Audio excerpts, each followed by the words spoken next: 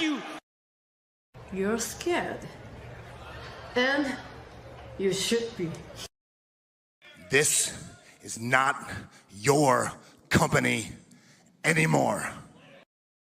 Leave the cheek of CM Punk.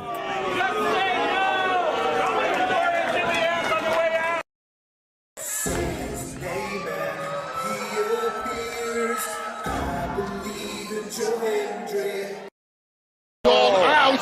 Combo move! This is what they've been doing! Hey, McAfee! Everyone shut the up and sit down! We got a mom in the front row who taught her daughter how to suck dick! I'm Mina Shirakawa. I used to be a model. I want to put on a big show. And that's the bottom line, because Stone Cold said so. What is going on, everybody? Welcome once again to the Saturday Shenanigans, hosted by yours truly, the Renegade J.J. Williams. Hi, guys. Hi, guys. CM Punk drama bullshit to the side. I still consider Hangman the worst AEW champion they've had. First of all, we're going to bring in Walter Cruz. I said that as a joke when, what's his name, did his promo Monday. He said, I'm from a prestige university. I said he majored in Steiner math. We've got the Heb man, James Hebert, in the house. I do really cool and dumb things on the internet. Right. A lot of shit going on here. A lot of fucking crazy ass shit. Where is Noah JD? Well, say his name and he appears, because we believe in Noah Foster. Fuck is this intro? It is one of those things where as fans we do have these desires for what we want to see, but sometimes you can't always get what you want, and there are reasons you truly don't get what you want. I wouldn't even listen to this in Grand Theft Auto San Andreas. What the fuck is this shit? God, rapid whack. Like I said, never been a greater time to be a wrestling fan, and with more companies in a more lucrative spot, in a more comfortable business spot, in a sense of mind, it seems, than ever. Again, WWE is not the only one. It is not the end-all, be-all. So let's go back to the Renegade Wrestling J.J. Williams to get the official word. JJ, speak! Make sure you tune in every week, because you never know who's going to drop in to join the shenanigans. Catboy is in the house. Hello, my internet family. I say if you want to make them as evil as possible, make them really mad. We have Mansfield joining the party now. What is going on, Josh? Like I told no one when we were in Cleveland, him joining Chase U was just an unfortunate side effect of my shenanigans towards you, JJ. I know how it can get better, Noah. The panel chooses you. Shut the fuck up, Josh. He said that so like. They got the intro back. Yeah, I was gonna say. Just like how you and I had lunch together the other week. That was different. Ladies and gentlemen, the King is here. Say his name and he appears. We believe in King A-Train. There are so many believers in Joe Hendry. The only person on this panel that doesn't believe in Joe Hendry is King A-Train.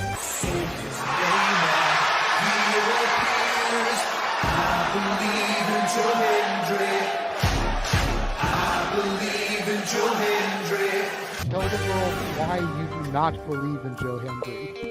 The reason I do not believe Joe Hendry is he is Fandango 2.0 in a entrance merchant. I rest my case, Your Honor. Hey! There's nothing wrong with being an entrance merchant. He has some of the best entrances of all time. Teleporting into the command center, all the way from Angel Grove High, Datilla. Oh, yeah. I went to the command center on Thursday. I went to Vasquez Rocks, which is where they filmed a lot of episodes. Somebody actually climbed to the very top of those rocks. I made it halfway. I was like, I'm not going up there. Definitely Toni Storm versus Mariah May. That's the one match I probably am looking forward to the most. I really like the story. I'm familiar with All About Eve, so if it plays out that way, I kind of know how this is gonna go. Say goodnight, Datilla. Good night. James, you did say his name. So he shall appear, ladies and gentlemen, the first time on the Shenanigans. Jeff Meacham is in the motherfucking house. Ah! All right, we're coming in hard with the botch. All right, fucking hell.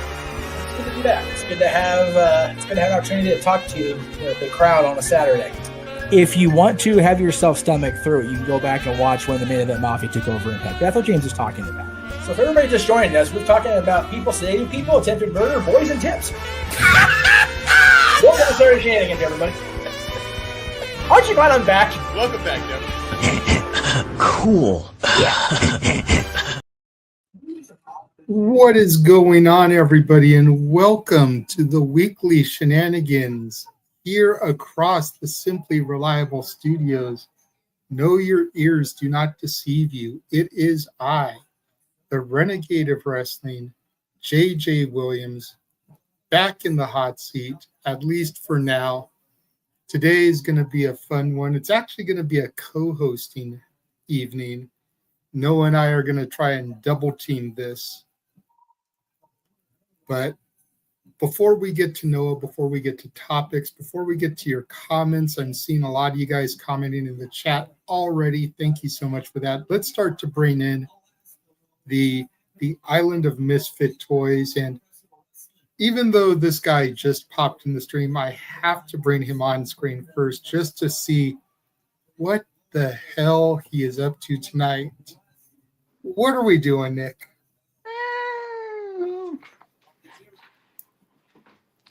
What's up there, pal? How are we doing tonight, good sir?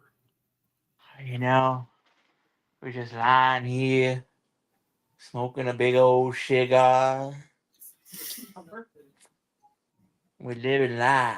With your titties out. With my titties out. I love how your wife had to like give the play-by-play so that she didn't miss your spiel. It was my titties. Because it's her titties, buddy. It's her titties. I feel like that's you know what? Like Mark Briscoe has a word of the day. I think the word of the day today is titties. Titties, baby back ribs. What's up, buddy? Not a whole lot, man. Good to have you here. And we'll go ahead and we'll bring in the next person who actually was here early and got to conversate with this gentleman a little bit before we hit the intro. Ladies and gentlemen, DJ is in the house. Oh, you motherfucker, Nick. I wanted to be the first one to do a face cam reveal, and then you're coming out with your tits out. Fucking, I feel mad. I'm mad now. Now next time I gotta come out with the man thong and the fucking big T-shirt and go, "Happy birthday, Mr. President." Like you're fucking everything up. Come on, man. You're making me step my game up for no reason. Here. Now I got to do a facial reveal when I didn't want to. You got the cat shirt. Yeah. Hey, man. It's your fault for posting in the group chat. You shouldn't have done it. Listen, I told JJ I was going to promote it this week. True. Also, Rock and Ropes 100 next week. Big deal. 100 episodes. Wait, is it Rock and Ropes or Rock and Hose? We don't talk about that. That is a secret group chat now. That has been inspired because of you. So thank you. Oh shit. But yeah, no, great. Happy Saturday, Nick. I'm pissed that you screwed up my intro. But sorry, you know what? I'm on page. I'm on cam now. I was gonna come with the Tony Khan paper bag, but I'm like, Listen, I was gonna come with my Cornette face T-shirt eventually, and I was like, nah, I don't need JJ getting rage baited by half the IWC for DJ today. I appreciate that, good sir. So, and everyone loves cats. So when James and Ash watches this later, they'll be like, you know what, DJ is actually one of us. I'm sure Ash will be here when she gets off work. She is in the chat right now. So what you're saying is your pussycat pearls. Is that what we're going with? Damn it, Nick. Rock it. Bro, we're barely 10 minutes in and we're already making the innuendos and shit. This isn't a Timeless Tony Storm segment. Listen, you asked DJ to be on the show. This is what happens when I come on, Nick. Just does whatever. For real, like I wasn't expecting Nick to be here with his titties out, or his wife's titties out, technically. Wow. Listen, if those were out, I think we'd have more viewers. Okay, I'm just saying. I mean, there isn't rock and ropes without a certain rope. So I mean, we need his sexy Mexican voice sooner or later. And Listen, I sent him the YouTube invite. He ain't saying nothing back to me. Ropes, if you're watching, join up, ho. He's probably not watching. Well, we did just have somebody else pop into the backstage area. She's yours, she's mine, she's our Canadian friend, Ash. Hi. She saw the kitty shirt and she was like, okay, I have to join. My people are here. But he sells. That's all I gotta say. It sells. I mean, he ain't wrong. So, yes, ladies and gentlemen, we have pussy and titties on the camera. Yeah, I was gonna say this is an itty bitty titty kitty committee. What? God, off of the rails. We're lucky Noah's not here yet. Oh my God, no! But oh my God, thank God he's not here. Noah would see this and he'd be like, nope, turn the light off and leave right back out. Oh, right? Yeah. Now, JJ, did you happen to see the karaoke from last week? I did. I was listening in when that whole shit show happened with you and the Alexa and your wife. Listen, man, you can't have Alexa going on. We got monetized up in this shit. For real. I'm sorry. That's technology for you. Yeah, and you always got women listening to your conversations when you don't want them. It sounds about right. Let me stop. I'm not Ropes. I'm not the misogynist. No, it's okay. I mean, the sad part is you're not wrong. That's the sad part. If it's not Alexa, it's Siri. Yeah. It's always some woman. It's always two people and a woman. I mean, there's a reason why people say bitches be crazy. Am I right? Oh, JJ, come on! You're making my wife choke on her weed. Where'd she get it from? Prince Nana? No, she's not. No, she doesn't swear when she drives, buddy. Listen, JJ. Another thing we got to talk about on the side. DJ needs his own intro at this point. I feel like I've done enough shenanigans. Both me and Ash and Nick, all of us, we deserve our own intro. I feel like it's a little bit out of date.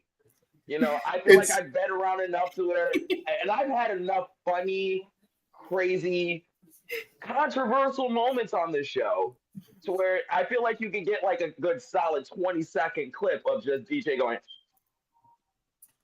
Definitely or you can even just do this.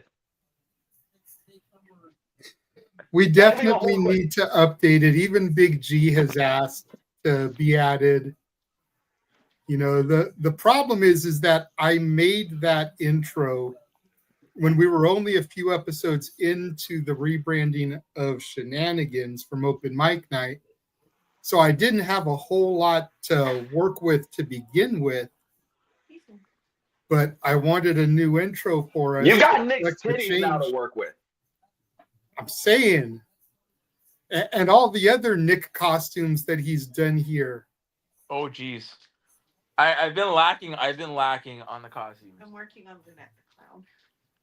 I can't be Lunette the Clown on.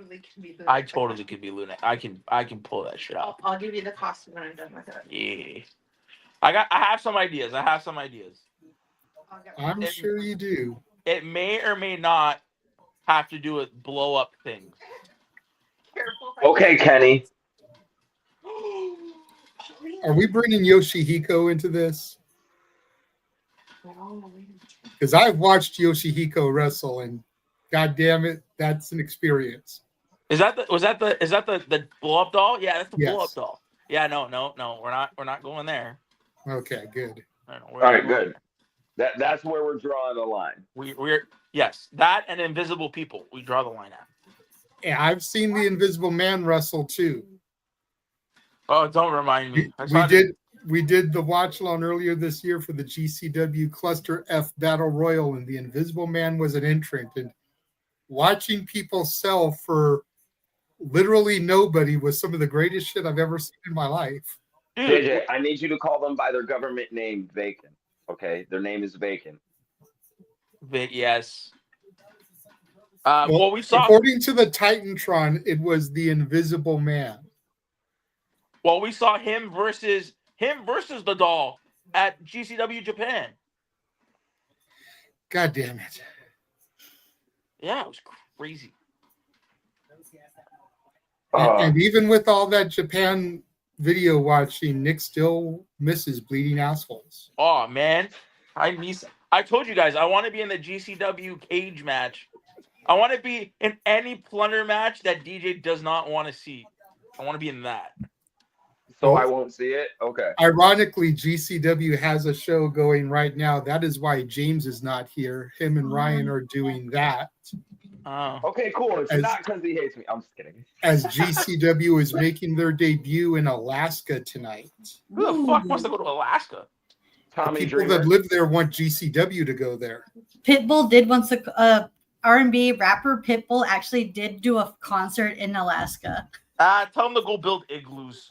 I don't need wrestling. I remember like 4 years ago, Tommy Dreamer made it like a big deal that he wrestled in Alaska because he wanted to wrestle in be like the first guy to wrestle in all 50 states or something.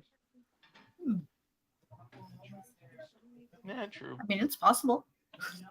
No, I think he did it. I think Alaska was like his last stop because it's like, what wrestling shows are going to be in Alaska? How do you get a wrestling show to Alaska? You fly. You know what I mean? Just showing up and saying, I'm going to wrestle in Alaska in an igloo, it doesn't really count. You got to kind of have it on camera, on record, so you can show everyone, hey, I actually did this here. Well, the little venue that they're in actually looks pretty cool. It looks like a YMCA-style gymnasium. So I've got the feed on here watching the matches while we do this. So if I spontaneously turn into Noah with like a holy shit moment or something, you understand why. Oh my God! She just shoved the light tube up. You know where? You guys gotta see this. And Matt Tremont is fighting tonight. He's fighting Zachary Wentz. Thankfully, Priscilla Kelly is there so she can nurse him back to health afterwards if necessary. Gigi's mommy. But that's a fumble. Okay, that is an NXT fumble to me. The fact that you couldn't use Gigi Dolan on the main roster, I feel like, is a crime. Well, weren't they using her anyways at the time though?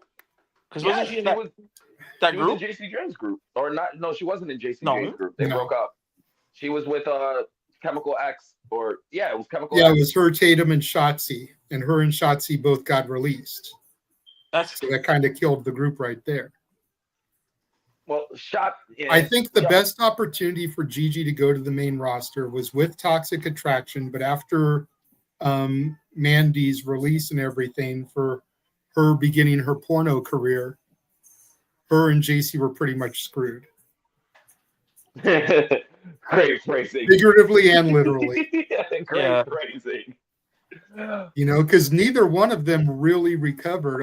JC only begun to recover, you know, when she started the whole Fatal Influence, which was just a knockoff of Toxic Attraction, and became the champion. So, and now that's fallen apart because Jasmine Nix is being released, or her contract's not being renewed, however you want to phrase it. But yeah, that's a third of the group that's going to be down. So, well, no, I think she's already gone from NXT though, Jasmine Nix, no? yeah. Yeah. Speaking of wrestling, what do we have on the docket today, JJ? Well, thank you for bringing it back to everything. It's been a slow news week. Like, I even asked Noah, who is not here. Damn it, Noah. Don't know where you are. I've tried calling a couple of times. He's not answering. Probably napping. I was about to say that. Yeah, that sounds like something Noah would be doing.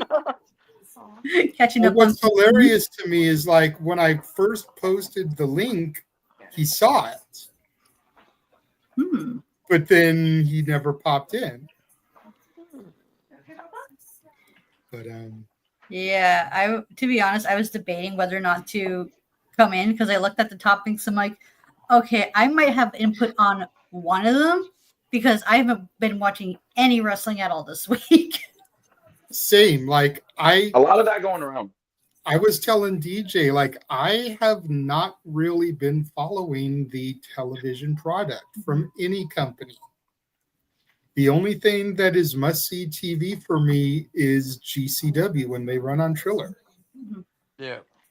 But I've become kind of turned off by a lot of different factors from the weekly television product. You know? Some of it is accessibility because I was using Walter's Netflix, and Netflix doesn't allow different households to share account anymore, so I can't watch Raw anymore. CW is local, so I can't watch NXT until the day after on the app if I want to watch NXT. AEW has been AEWing, and I'm over the whole discourse in the spaces. So I rarely watch that. Plus, I've been working a lot of Wednesdays and Saturdays, so there goes Dynamite and Collision. Impact, I don't get access anymore ever since I moved to this house. SmackDown, I can watch on the Sleen on East Coast time, but Fridays have been work days for me. So just like the whole weekly prod, I just haven't been tuning in. So I did want to go and talk a little bit about the upcoming WWE Showdown with NXT and TNA running next Tuesday. I did want to talk a little bit about Dynamite's 6-year anniversary. And I was hoping Noah would be here for that since he did the watch long. And I wanted to talk a little bit about the upcoming Simply Reliable Studio Awards because those of us that were part of the nomination committee have whittled down the nominees. The first poll has been up for a few days for voting. You know, want to try and get some more traction on those. So that's pretty much it. And then, you know, viewer questions and super chats. And I did see a super chat pop in. I did not ignore you, Ray J's World. I just figured I would get to that when we got to the showdown portion since it has to do with that. But yeah, that's pretty much the topics for the week. Yeah. So we'll just go ahead. We'll jump right into it. We'll talk about Dynamite. Nick, I'll go ahead and I'll throw it to you to kind of help lead this because I know you watch AEW every week. You're a resident AEW guy. So go ahead, talk a little bit about Dynamite's 6th anniversary, the pros, the cons. You know, do you think the general consensus that I have heard around the internet, and this is from both AEW fans and AEW haters, is it didn't feel much like an anniversary show. No. And even the main event was probably the wrong match to have in the main event. You know, I know the Death Riders have been a hot angle, but it might have been better to have the Kenny Omega on one side, Young Bucks on the other trios match in the main event since Omega and the Bucks were some of the founding fathers of Dynamite and giving them, you know, an AEW and giving them the main event. What were your thoughts on the show as a whole? But show as a whole, it would be, see, right now, it would have been sick to have Ropes here because Ropes was there live. To me, yeah, honestly, it did not feel like a 6-year anniversary. I don't think you needed to brand it 6-year anniversary. That's weird. Even celebrating a 6-year anniversary. It's weird. It's just weird. Like, who celebrates 6 years? I don't know. Like, 6 years is such a rando number. It's like, oh, you said it's like celebrating a 7th year anniversary. Oh my god! Like, I don't know. It's not like those. It's not like a 5, a 10, a 15. It's like when you're dating somebody. It's like you celebrate your 5-year anniversary. You celebrate your 10-year anniversary. Right? You know what I mean? Like 6 years is just It comes. Hold on. It's kind of like the interrupt. Sorry to interrupt, Nick, but it comes off as like more of they're celebrating the fact that they actually got the 6 years. You know, they didn't think they'd make it this far type deal, and not more of an accomplishment type of thing. Of, oh, thank God we got the 6 years. Let's hope for 7 now.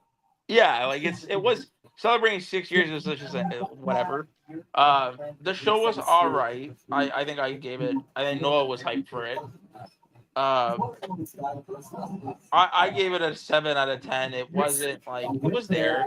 It was an AEW show. Like it wasn't. I don't know. Like if you're looking for like this amazing like spectacle and you want, I mean, we got a surprise. Yeah. If you were looking for more than just a regular, just a weekly show, then I think your expectations were met a little too high. I mean, part of that is them announcing this 6-year anniversary. Yeah, it was just a regular show. I mean, the main. You want to start with the opening match. Well, we don't have to go match by match. No. I don't want to spend too much time, but just kind of cover the high points and the low points. I mean, one high point is Andrade. I mean, he is the first. As much as you want to hate it, he's the first wrestler to go from WWE to AEW, back to WWE, back to AEW. Like he's the first one to kind of do that, right? Right. Regardless of.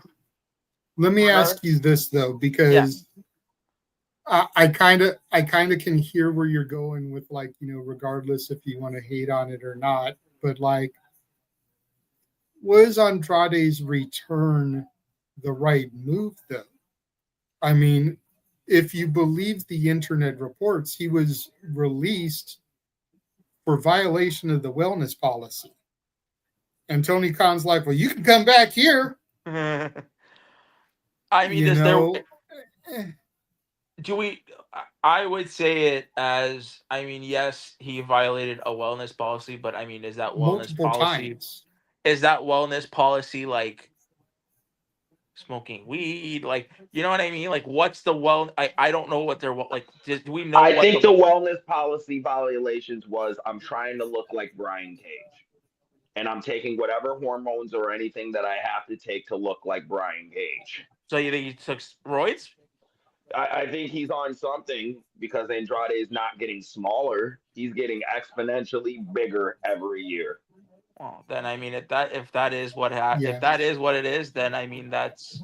I think they've taken marijuana off of the violation because science has proven that there's enough medicinal purposes. Okay. That it would be stupid to suspend someone for 30, 60, 90 days because of a medicinal. I'm pretty sure Fightful put out things like a year ago saying it was right after Riddle got released and everything, and everybody was like, oh, well, I'm glad they did that after Riddle did X amount of violations, and then everyone found out his violations weren't only for weed. But I believe they've latched on the marijuana thing, and it's been publicly known. I think Mia Yim even publicly stated that as well. Not just to throw her name under the bus. Yeah. I could be wrong. I hope. I mean, hopefully Tony did his research or his homework, and hopefully it's, you know, I don't know. I happy for him to come back. I mean, I hope he does good. If it is a wellness policy and he's taking roids, I would hope that somebody there kind of talks to him and say, hey, listen, you got to stop. Probably not, because who knows what Tony fucking does, or who knows what anybody does in their spare time, right? I want to look at it based on creative. I hope bringing him in and adding him to where he is, and this, I hope all of this is setting up something more, and you're not just sticking a guy like him in the Don Callis family, and that's you know what I mean. Stick him in there, and that's it. Be done with it. I really hope they are playing into a larger story with it. And I think we talked on Rock and Ropes this past week. Even though DJ told me I was jumping through a lot of hoops with it, I do hope that it's playing to a larger story, and this is maybe the downfall or the turn of the Don Callis family. So I just hope that it plays into a bigger story. I do too. The other thing to be concerned about, and I use concerned about loosely here, as far as Andrade being the first to go from WWE to AEW back to WWE back to AEW, is when you go back to the history of the Monday Night Wars, the first person that comes to mind that did that in kind of the same amount of time was Jeff Jarrett. Going from WWF to WCW, back to WWF, back to WCW.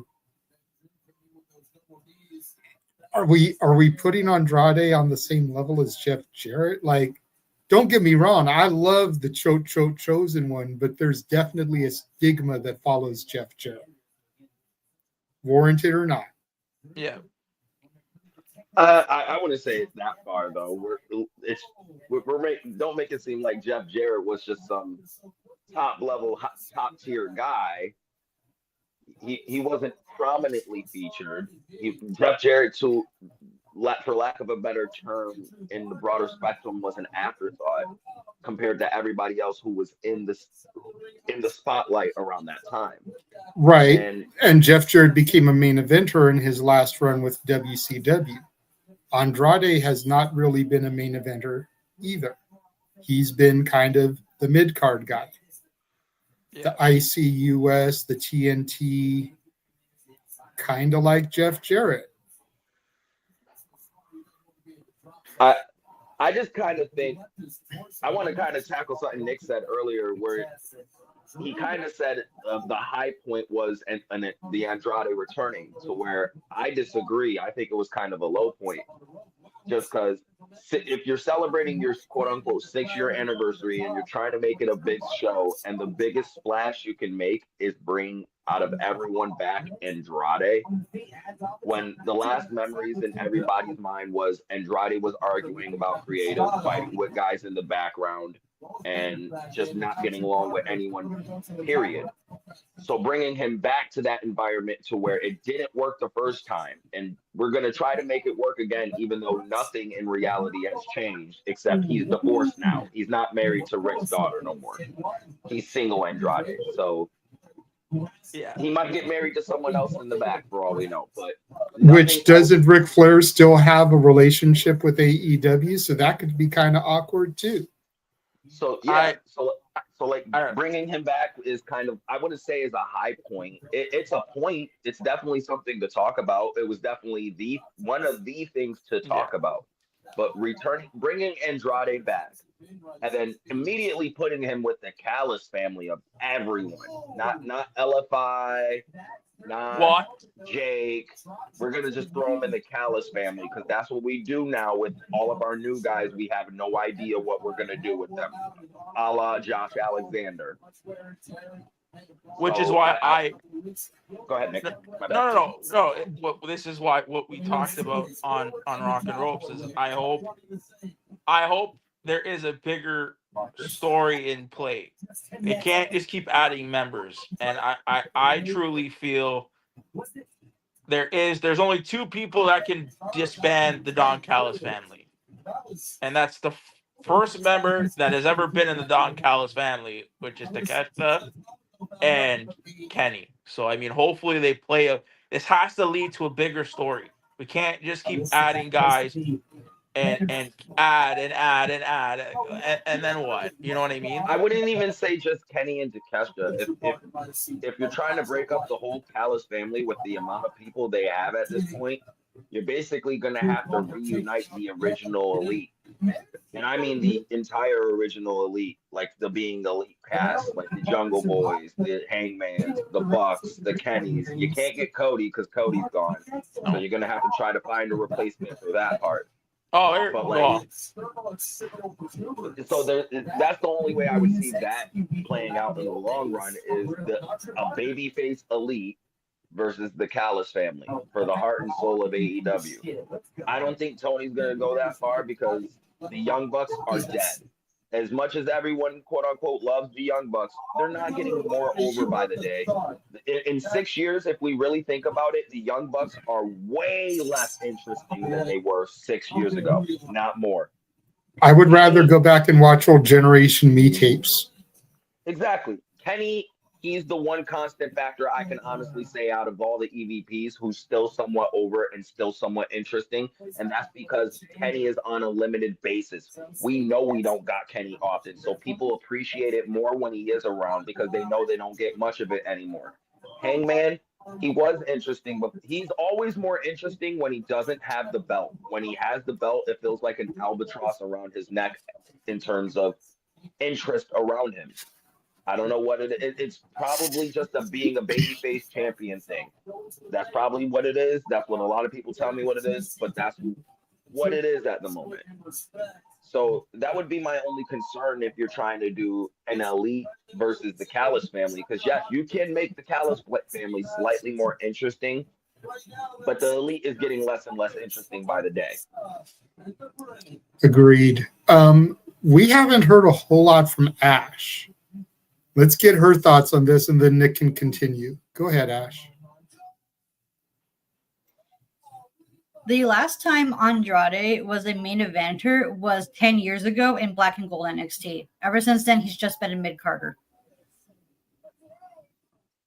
I'm just hoping the second run goes well, because I'll be real with you, I don't really care about Andrade. Hell, I didn't even care about him in Black and Gold the NXT, and that was my NXT. So what does that tell you?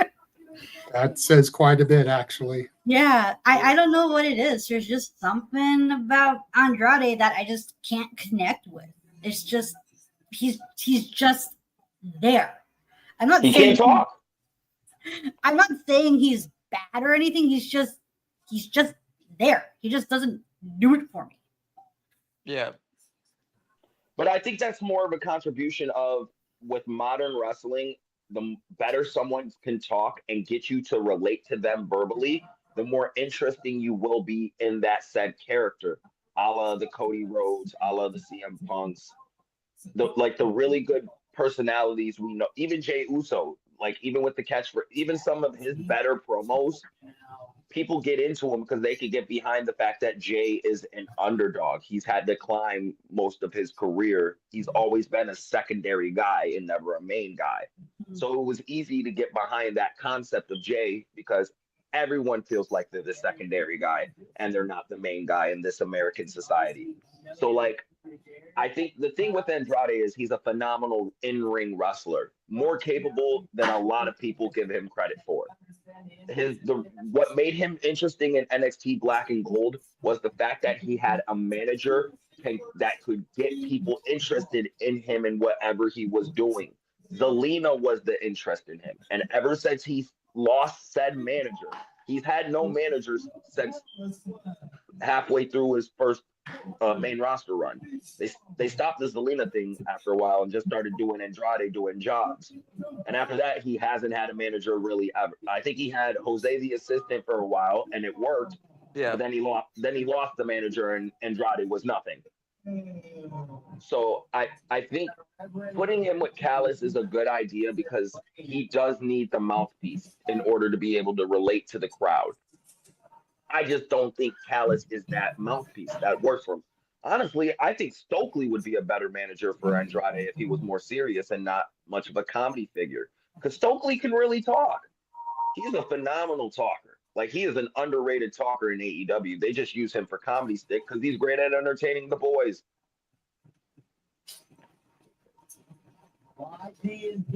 That's a very good point. Yeah, no.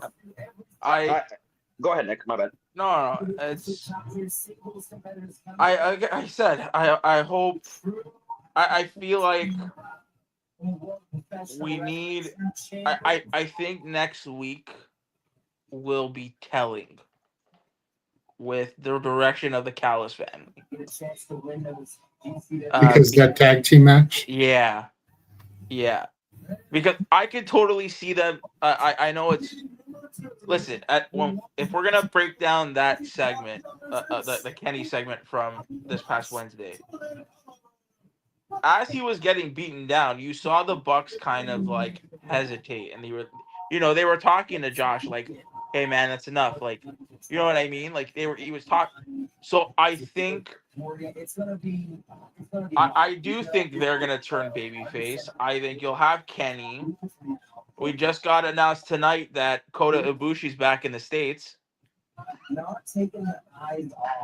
So I mean that next week's tag match, while I see Rodito retaining, it's all gonna be about Will Okada, because we got Ash would know, we have New Japan show. Takesha's going to Japan for the IWGP World Heavyweight Championship, no? Yes, at King of Pro Wrestling on the 13th of this month, he's challenging Zack Sabre Jr. for the IWGP Heavyweight title because Takeshita won the G1 Climax, and instead of catching in at the Tokyo Dome main event at Wrestle Kingdom in January, he decided to be like, I'm just going to do what you did, cash in on the October show. So that means that he could be the IWGP champion walking into WrestleDream. Possibly, yeah, which is what I brought up to Nick and DJ in one of their spaces. That's a thing I brought up as well. The possibility that if we are getting Takeshita versus Okada, could it be for both titles possibly, or is it just going to be the one title and just Takesha's just walking in as champion if that were to be the case, if he does beat Zack for the title? I mean, how good would it? Well, I mean, I wouldn't even say WrestleDream. I think WrestleDream's already kind of filled out. But you know, Tony Khan, that dude has like 7 matches the Dynamite before. Yeah, but I mean, would it be so out of the question that this Wednesday, if what you perceive to happen happens, and Okada and Takeshita have a rift, Okada beats Takeshita up, that we don't get Okada versus Takeshita at WrestleDream for the unified title, and then if Takeshita wins the title on the 13th, then we could do title for title. And I think that'll add more interest to the match, because will Okada capture the IWGP Championship, or will Takeshita finally end the run that Okada's been on since he won the Continental title from Eddie Kingston? I see what you're saying, but I think, and that is a good point. He could do it. I just think what would be bigger than that would be, what about, and I put this, you guys are gonna let, I put it in Rock and Ropes. You can have that tag match. You can have Okada send Takeshita bloodied back to Japan, and we don't see him for weeks, right? And then with that absence, that the heart grows fonder. So what if Takeshita comes back right before Blood and Guts, and we have a Don Callis versus Elite / Takeshita Blood and Guts match, right? Something happens in that match, or the stipulation for that match is, if the Don Callis family wins, Kenny has to retire.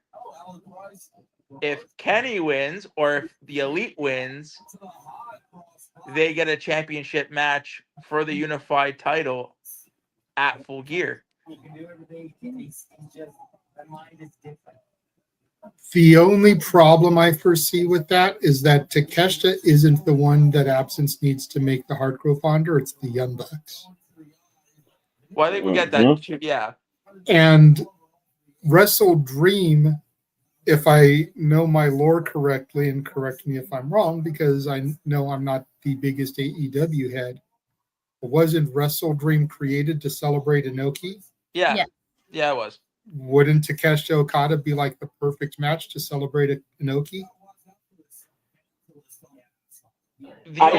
So hold on, real quick, Nick. Just because I'm with JJ on this one, only for the fact that AEW has a problem sometimes of holding off matches that should happen sooner too long.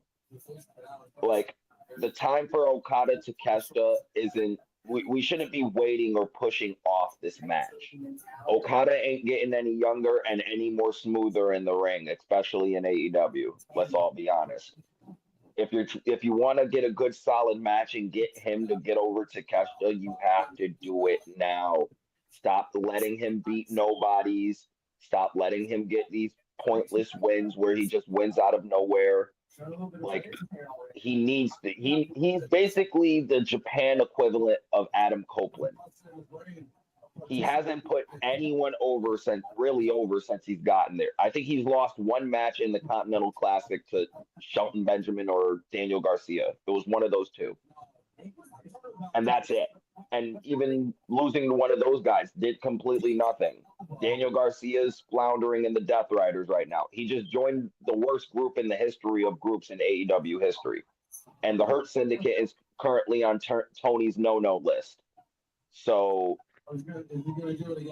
I think if you're going to try to get Takeshita over and you're trying to use Okada to put over a young up-and-coming talent like Takeshita, you're better off doing it sooner than later because it's not going to be effective with Okada just holding the belt hostage.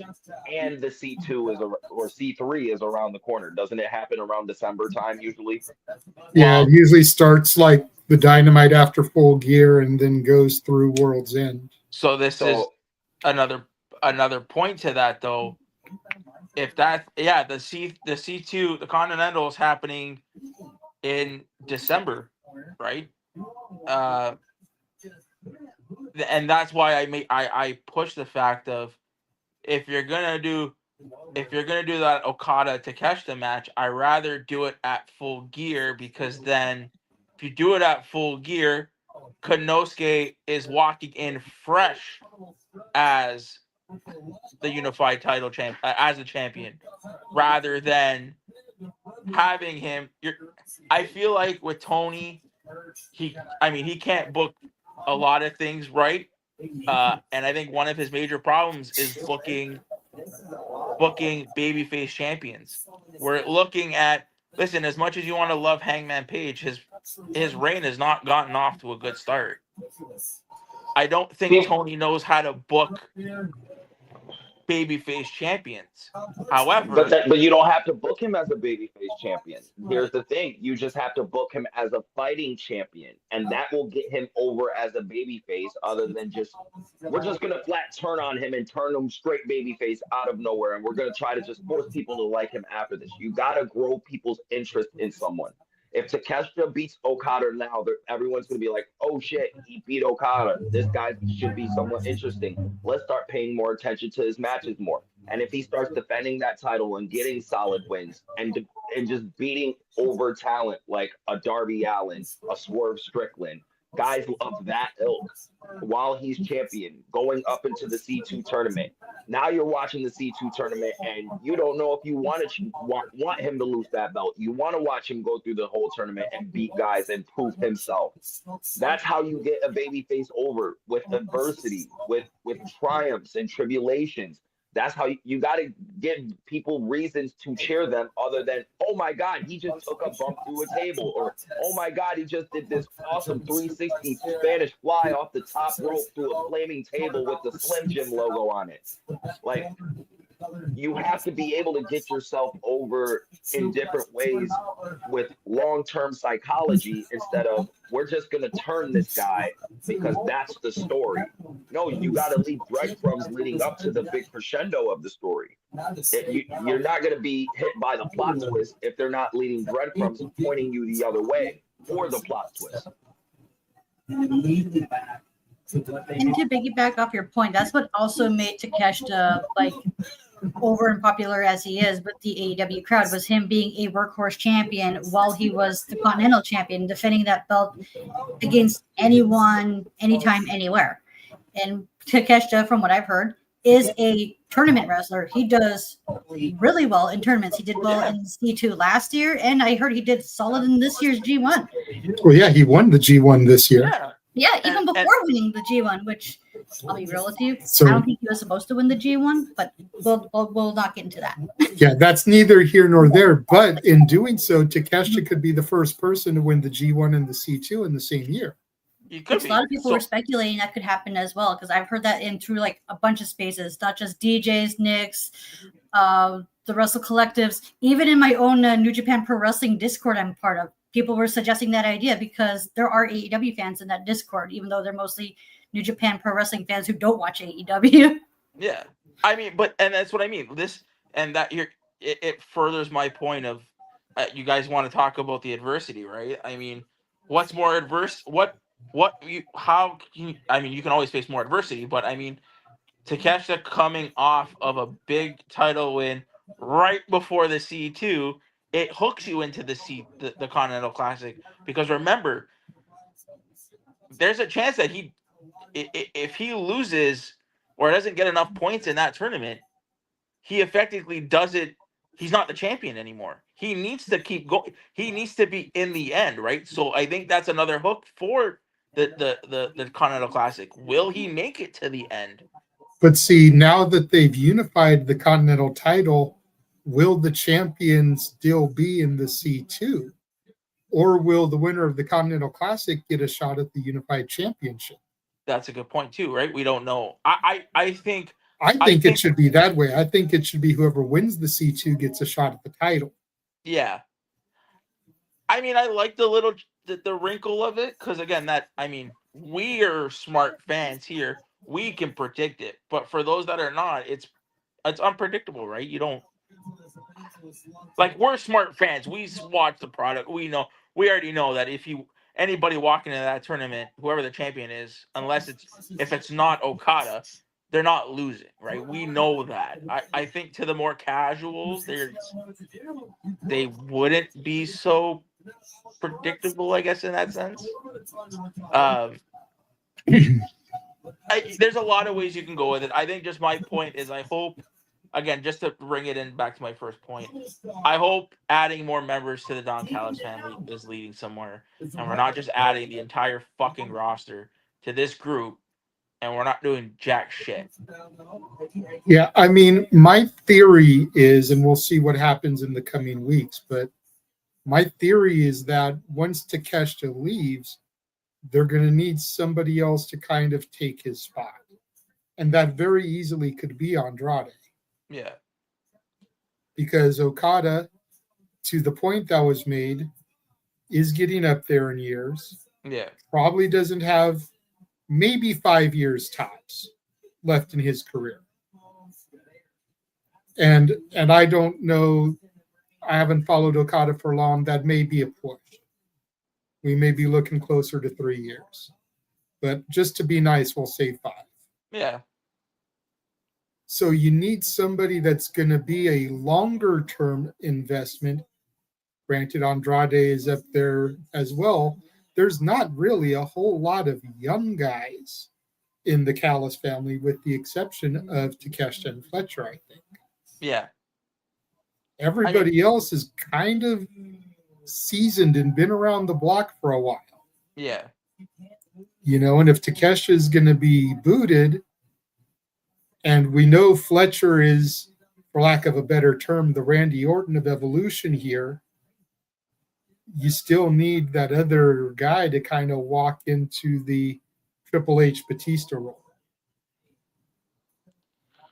I mean, if Wardlow can stay fucking healthy, we would like it to be him, but I guess not. We're asking for way too much. That's true. We're asking for way too much. Way too much with him. That's like asking for Matt Tremont not to bust open his pus bubble. Yeah, no.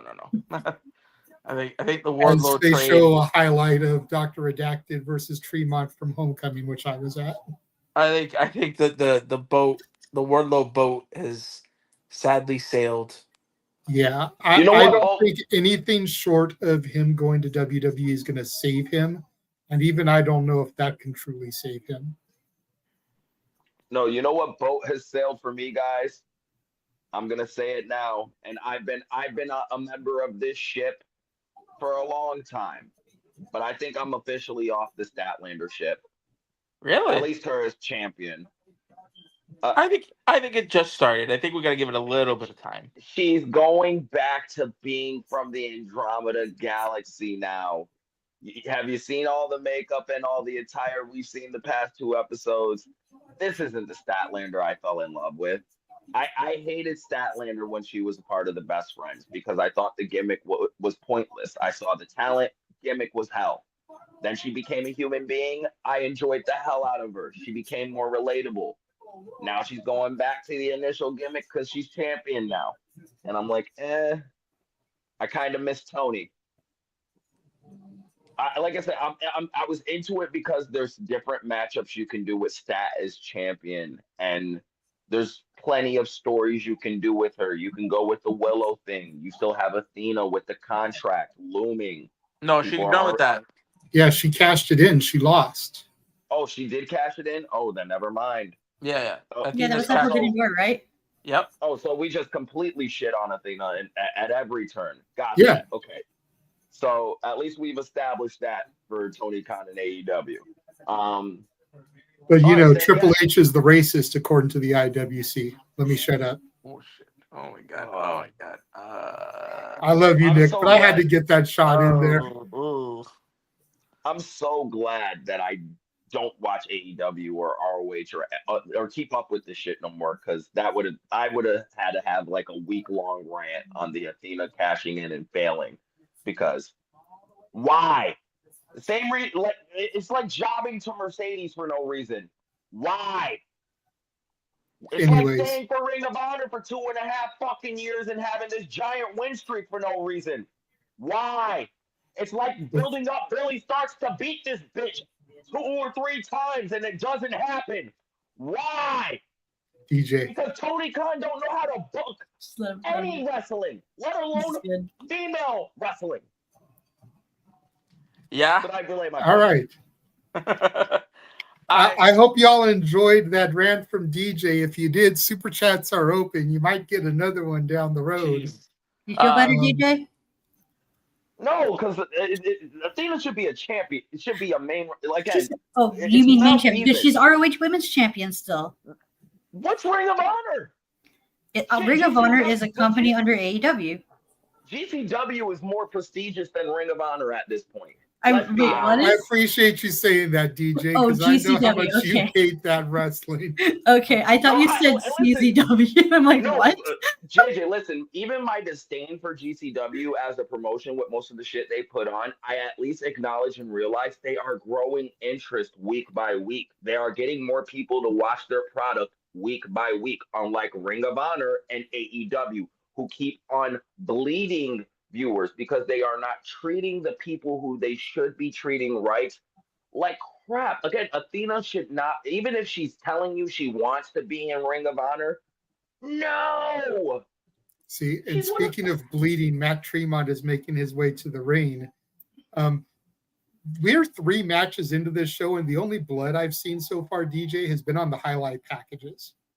That's interesting. Like, there has not been blood yet. I mean, again, Tremont is coming to the ring, but I don't think he's defending his title against Zachary Wentz. So we may actually go through a Tremont match with very little blood. Oh, geez. That's not the GCW I know. There also could be ordinances, state regulations in Alaska that prohibit stuff like that. So that's true. Let's get away from this because I feel like we've been on the AEW topic for a minute. And you guys perfectly effectively triggered me, so you guys completed your mission. We'll give DJ a minute and a half to kind of get his breath. We'll run the trailer real quick, and then we'll come back and we'll talk about the impending showdown next week. We will be right back. And now for a taste of things to come.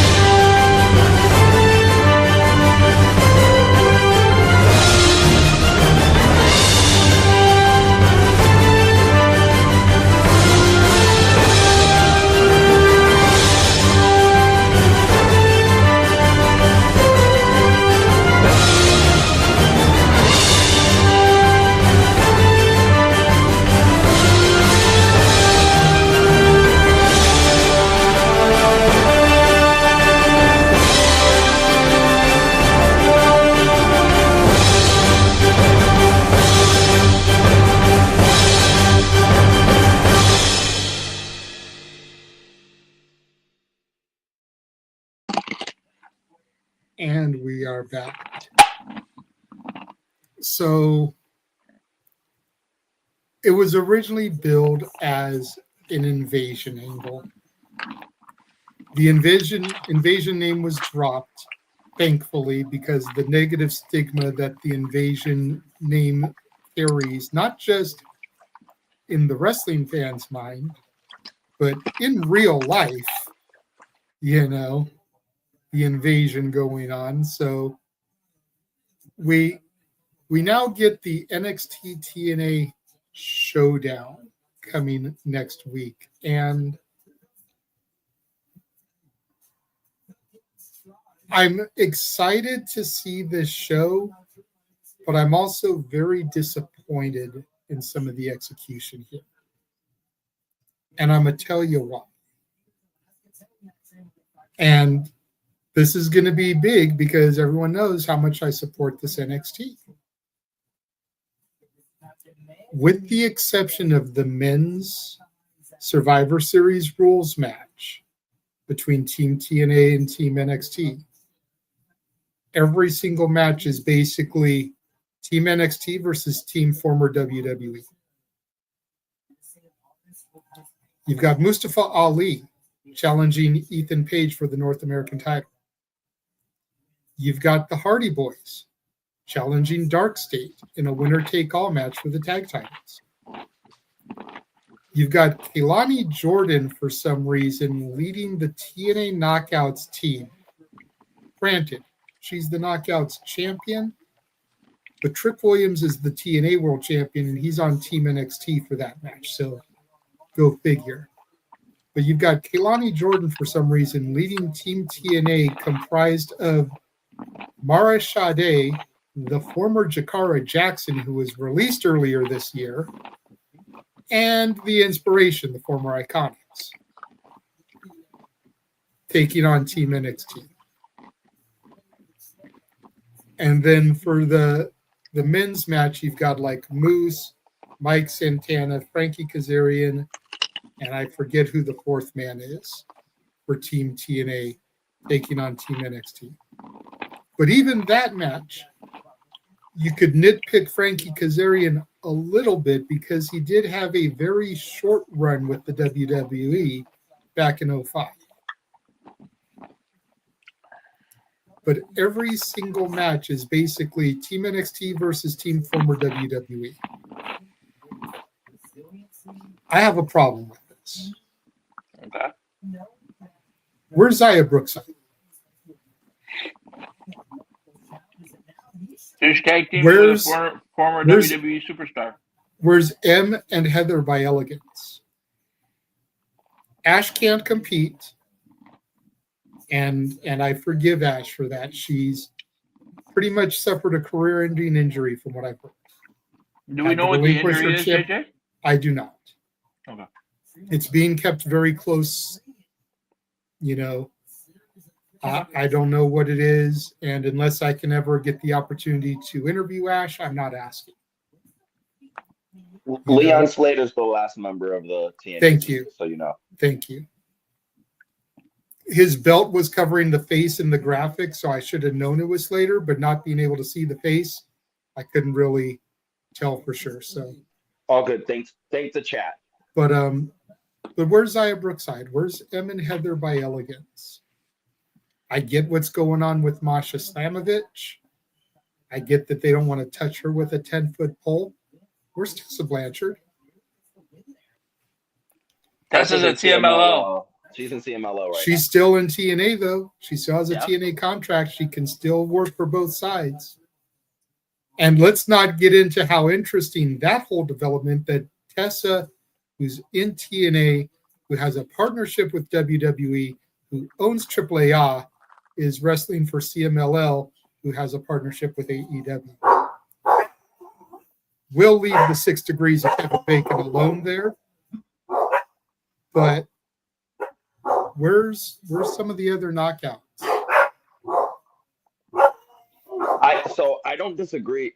I'm with you with a lot of your points, JJ, but I think if they Give me a second. I'm going to see what the dogs are barking at. Continue. Go for it. We got you. I think the thing with TNA, the TNA women's team issue I have is if they were going to put any NXT talent representing the TNA side, it should have been Jordan Grace. She would have been the perfect kind of like turncoat character. And I think she needs to spend some time in NXT as a heel and not a babyface. Well, she's great to look at, but are we? No, well, she did. Speaking of Jordan Grace, she came out and did the. She did a promo on Twitter. Yeah. Yeah. So now was that shoot? Was that work? No, that was Nick. Don't play with that. You know WWE don't put out don't let nobody put out no shoot shit. If it was a shoot, it would have been taken down immediately. WWE is very, very strict with their social media policies and what people are allowed to put out there. Like, people can somewhat tweet what they want, long as they stay within the WWE guideline. And Tony and AEW kind of has the same thing with. They actually have an AEW playbook that the roster does have to stand by, even though Ricochet just comes off that he says whatever he wants. He has to watch what he says. How did we get back to AEW? I missed conversation. No. I was just it was a social media thing because he brought up the fact that Jordan Gray. I'll start my initial point. I said in terms of if they were going to put anybody on NXT to represent Team TNA, it should have been Jordan. And then Nick brought up Jordan's Twitter promo that she put up there, and he thought it was a shoot or a work. I asked if it was shoot or work that promo. And that's right? kind of how we got into that conversation. Okay.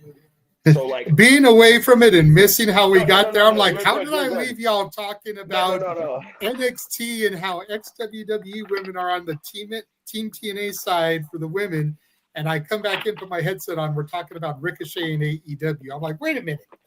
No. I was just making the comparison of how WWE has a specific playbook talent has to follow in terms of social media posts, and AEW does have the same thing. It's just a lot looser on their end. See, and I kind of agree with the promo because I did see some of the clips online. I agree with the promo that I saw where I forget who it was. I think it was Kehlani was saying that she's not sure if they can trust her and Jeff. Because I've been saying for a minute, how cool would it be if Joe Hendry essentially was the Stone Cold Steve Austin? Yeah. And he turned to align himself with Team NXT on Team TNA. Because we know he's more or less coming to WWE once his contract's up at the end of the year anyways. We've only got a couple of months. See how he works as a heel. But to kind of tailor back to the women's match real quick, because I don't want to lose this point.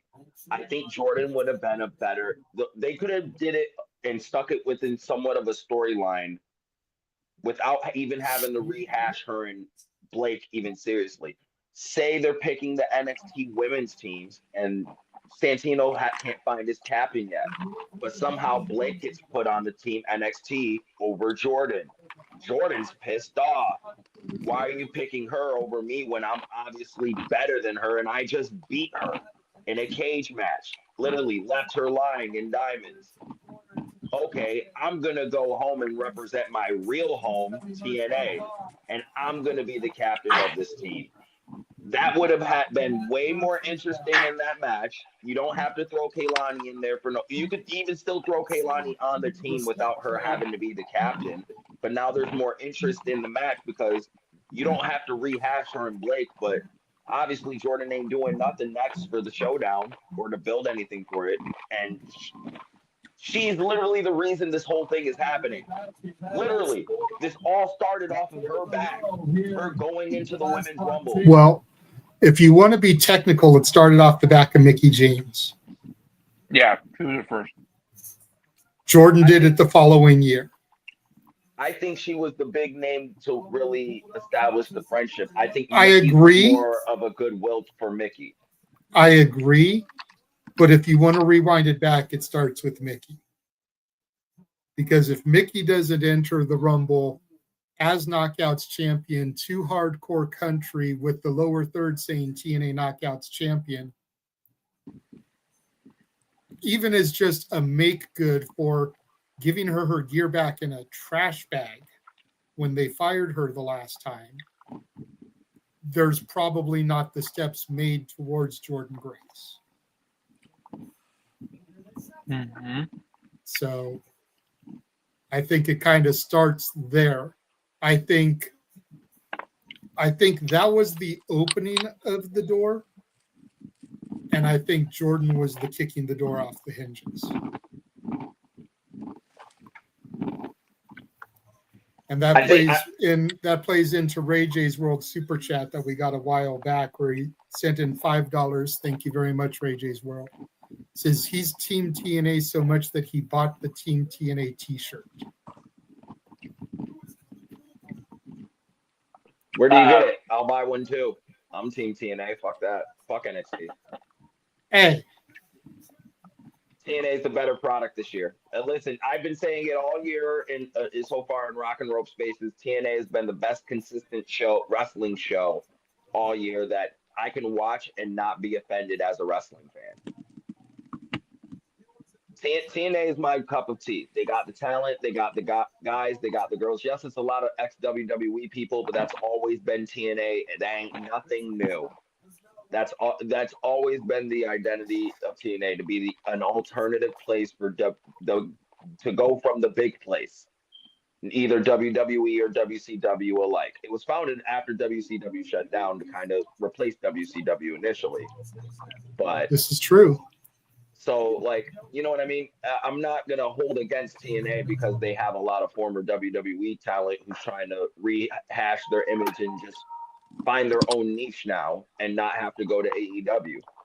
So, like, TNA is, again, DJ's been championing this company all year. Has been saying they're doing big things and are going to do big things. And I am one of the few people who agrees with Santino saying if they get a TV deal, they can be a viable number 2 or a not so distant number 3. But yeah, this women's match, I agree with you though, JJ. The build to this has been, because not a lot of matches we really want to see except for the men's Survivor Series match. I don't want to see the Hardys become double champs. And see, I'm not opposed to seeing some of these matches. I almost feel like that this night has to be the night where TNA gets the come up. Because for too long we've had NXT talent holding TNA titles. I think the Hardys are beating Darkstone. Yeah.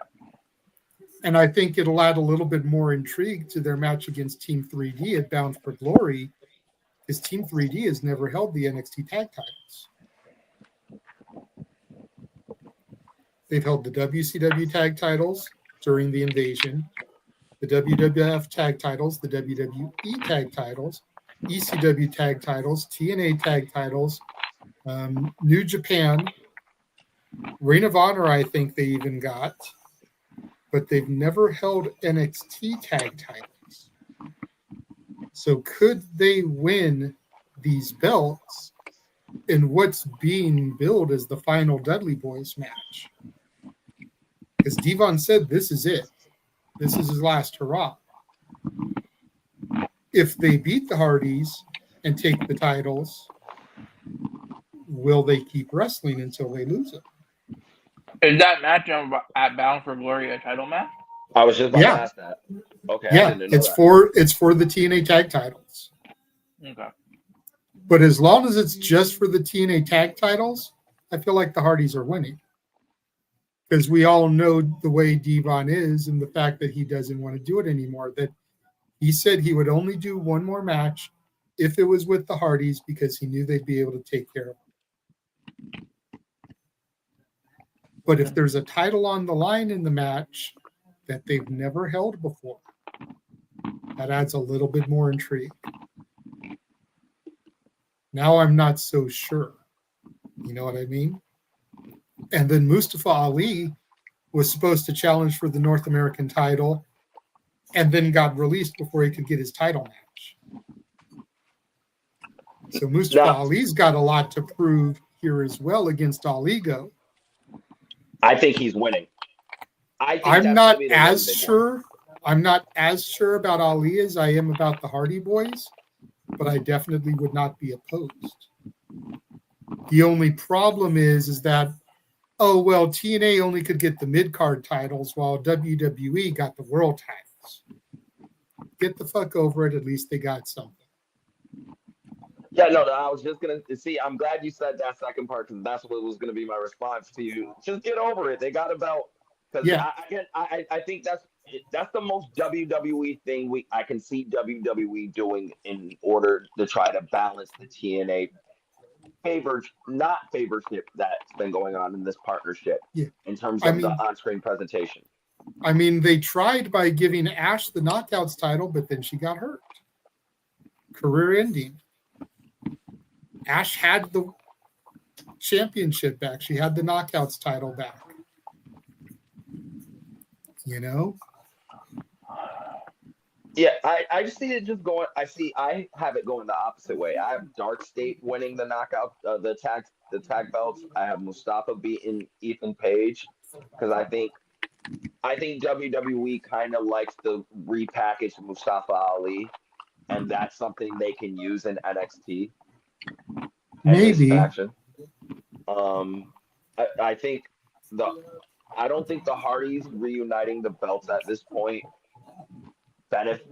having both belts and then defending them against Devon and Bubba in the quote unquote last Dudley's match doesn't benefit that match. It adds a bit of intrigue, yes, and adds another notch to their belt, but the Dudleys don't need another notch. But think about it like this. Think about it like this, DJ. If the homecoming that NXT did at Full Sail is anything to legitimately go off of, one of the War Games matches is going to be Team Triple H versus Team Shawn Michaels. If Shawn Michaels uses his champions in the War Games match, Hardy Boys go into War Games. So now you've got TNA representation holding the NXT tag titles in a WCW original match at one of the big four for WWE. And now you've created a moment. And we all know WWE is all about moments.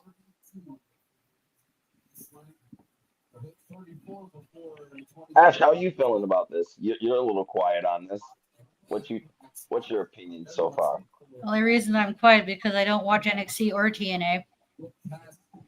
Boo. Yeah, she wastes her time with New Japan, which is on channel. I can't find that shit on my television. How dare you disrespect the fine women of TNA and NXT? And you know I love you, Ash. I was just fucking with you. I know. It's what I choose to make the time for. I hear many good things about TNA and whatnot. I'm actually thinking about tuning into this TNA NXT show this Tuesday. When I'm done hanging out with my brother, that is. So. We're actually going to be doing a watch-along of it on Wednesday instead of Tuesday. That way we don't have to try to hunt the channel down or pay for YouTube TV or something. Everybody can wait for it to load on the CW app next day. Oh, yeah, that's right. Dynamite is running Title Tuesday on Tuesday live, so there will be an absence of Dynamite on Wednesday. So it just kind of becomes easier to cover there. Oh, yeah, that's right. You guys don't get NXT on your Netflix, do you? Nope. Nope, we're Americanos. You damn Canadians. Woohoo! I completely forgot Title Tuesday for AEW was this Tuesday, by the way. That's so stupid. If you do watch Showdown, just, skip the Hardys match. I'm just kidding. It's so stupid. What's so stupid? Title Tuesday, my ass. Only title that's being defended is Mercedes' belt versus an unknown Florida superstar. Yeah, title Tuesday, my ass. Again, I take my headset off for a second, and now you're talking about AEW. We're talking about NXT and TNA. That was Blame my Nick. fault. I brought up the conversation when I said I forgot Title Tuesday was this upcoming Tuesday. That one was on me. Yeah. I said Title Tuesday can kiss my ass. Let's just make it an all-women show and call it Titty Tuesday. I'll bet everyone will watch it. But that's what NXT is. Right? Exactly. That you're taking away viewers from your competition. I'm telling you. Put Harley Cameron on for just the first hour and call it Titty Tuesday. You're welcome. And Mina Shirakawa. We gotta get Mina on there too. Yes, we want Mina. Me want You'll Mina. get 2 Mina is million now. viewers. No problem. I'm telling you, and the TBS executives will fucking love you. And give me some Willow too, damn it. Yes. Got to get some thick girl representation. Because we love big girls in this All house. cities should be represented, okay? Julia Hart, Statlander, all of them, okay? Even the itty bitty ones, okay? All of them need to be represented. Sky Blue. Man. Even the girls with the no titties who make up for it with their asses, get them in too. Damn right. Yeah, see, the girls, those are the girls ropes go for, okay? Man. Ropes. Ropes, if you're listening to this, you're a dick for not coming on the show. For real. We needed you, Ropes. Dude, I want to, when Ropes makes his Shenanigans debut, I want to be here. Right? Oh, that would be a fun episode. I'm not telling any of you motherfuckers when it's happening either. He's just gonna randomly. I'm just gonna send him the StreamYard link, and you're just gonna be like, "Who the hell just popped in backstage? What the fuck?" Okay. So I 2 questions because I've been kind of scrolling. Because you guys all watch the WWE product. Is Santos Escobar hurt? Not to my knowledge. Is he still a WWE superstar? Yes. Okay. They've been using Los Garza more than they've been using Santos. He's been putting out the cryptic, like, brooding poses and shit like that. It's like, what the fuck's going on there? I mean, he can go. He's just bootleg Andrade anyway. I always liked Santos more than I liked Andrade. But that's because I came up in the Rainbow Bright NXT and Legado del Fantasma was like prominent there fighting with the D'Angelo family. So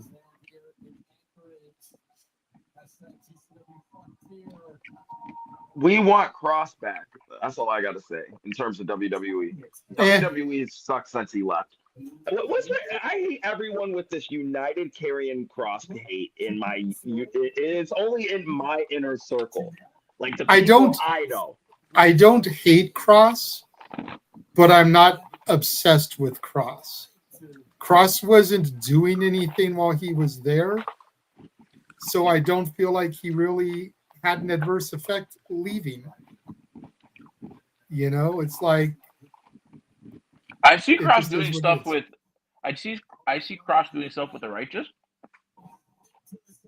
That would be awesome if we could get the Righteous. They're free agents again, I think. Yeah. But maybe we can get them going on the independent circuit first. Cross is booked for House of Glory this month. I think he's fighting Zilla. That's going to be a fucking banger. He's booked next month at GCW after making his debut there. He just teamed with Darby. Let's see what he can do on the indies to kind of generate some buzz before we start requesting his return. You know what's my new dream match for GCW? Honestly, right now, Karrion Cross versus Doug Marlowe, the Epic. Okay, and I stand corrected. Thank you, Charles. He's facing Cardona, not Zilla. Even still, that's going to be better from a story aspect because both men felt slighted from WWE. That's another person I'm mad who's not in the Team TNA match. Cardona would have But been great. that would just add more fuel to my fire about all these ex-WWE people being on these teams. I'm surprised Nick Nemeth isn't one of them. Wasn't there a shot at the end of the show of NXT of like the ring and all the TNA stars in there, and like the front and center ones were all the ex-WWE guys? Probably, yeah.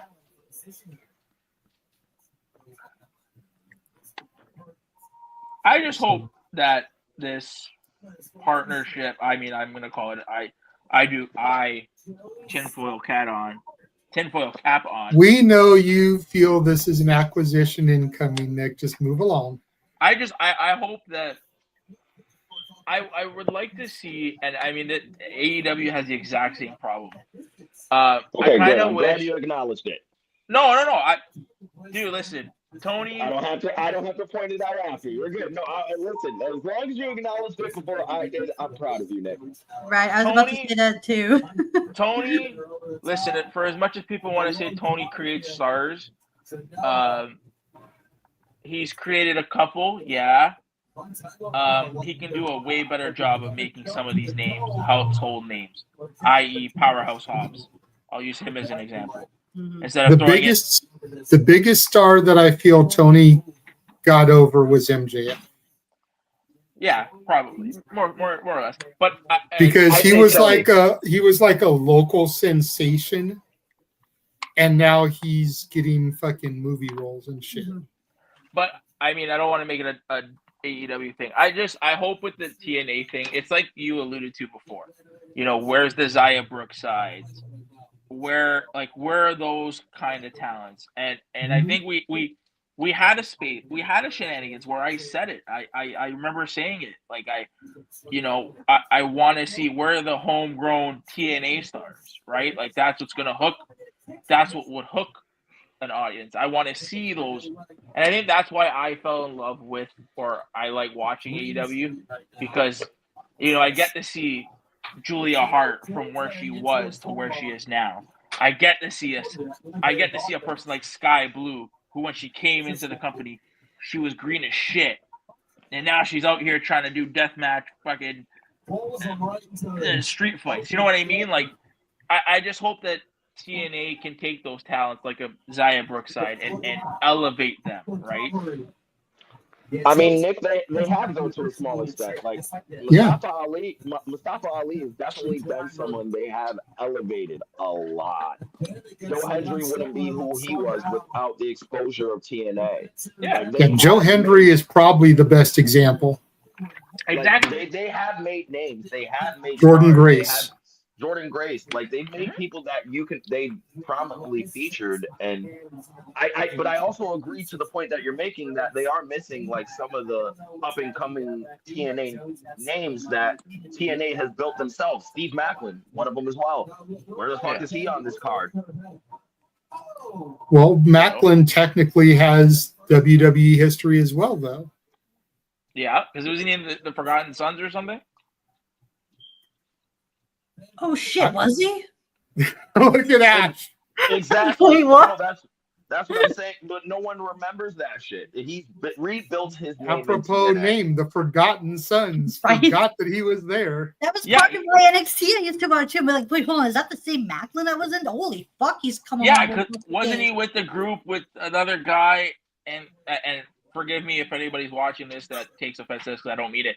Wasn't he with the guy who transitioned into a woman as well? Wasn't that person in the group too? No, he's not part of that. The whole group broke up because the leader was making right-wing crazy theory tweets and racist tweets and shit like that. And he got released, and then basically after that, the whole group broke up, and then they got released, and he went to TNA and pretty much built his entire name and brand all over again. Okay, I thought the man who transitioned into a woman, she's a woman now. You talking about Tyler Rex? Yeah. Wasn't he? He was in that group or no? I don't know. That was before my time as far as NXT goes. Oh, okay. But yeah, no. I hope TNA, can take stars like Zaya Brookside and like if you were gonna put the women's title on Kalani Jordan, why couldn't you put it on up and comer like Zaya Brookside, right? And I think JJ, I think you made the comment when we had this discussion before. You're like, that's a talent that's not ready to be in that spot. Not even just that, Nick. You're failing to realize the predicament TNA is in. They're trying to get a TV deal. They're trying to have the most marketable people they have on top right now so they can get that TV deal. You know who the most marketable people they have right now access to is WWE up-and-coming talent. So they're going to have those guys as champions or at least around the face of their company so they seem more marketable in terms of shopping for that next TV, or not even just the TV deal, the media rights deal, because TV and cable is dying. We all can admit it. Streaming's the future. Everybody's going to streaming. But then to that point, why isn't Team TNA for the men Matt Cardona, Nick Nemeth, Mustafa Ali, and Steve Macklin? Just throw another name in there for ex-WWE guys. Because you still need to expose some of that TNA talent to those same executives to say, hey, this is who we're working on. These guys are, quote unquote, are the future. WWE, they want a piece of these. You see that WWE wants these guys on their television as well because they're on NXT television in this invasion angle and everything. So, Brian Myers. Dude, you could have Brian Myers and Matt Cardona teaming together again in this thing. More reason why I'm pissed Matt is not on Team TNA. But I again, as someone who sees the other side of, you have to expose both. You have to expose your marketable stars and you have to expose your stars of the future or your potential stars. So it's like, you got to kind of have a mix of both bags. I just don't. In my case, I'd rather use the Nimitz than the Hardys at this point. But everyone loves the Hardys, I guess. Still, I don't know. I don't have that same love. I see two old, broken down guys trying to hang on for dear life. More Matt than Jeff. Jeff still has a little left in the tank. Matt is just no.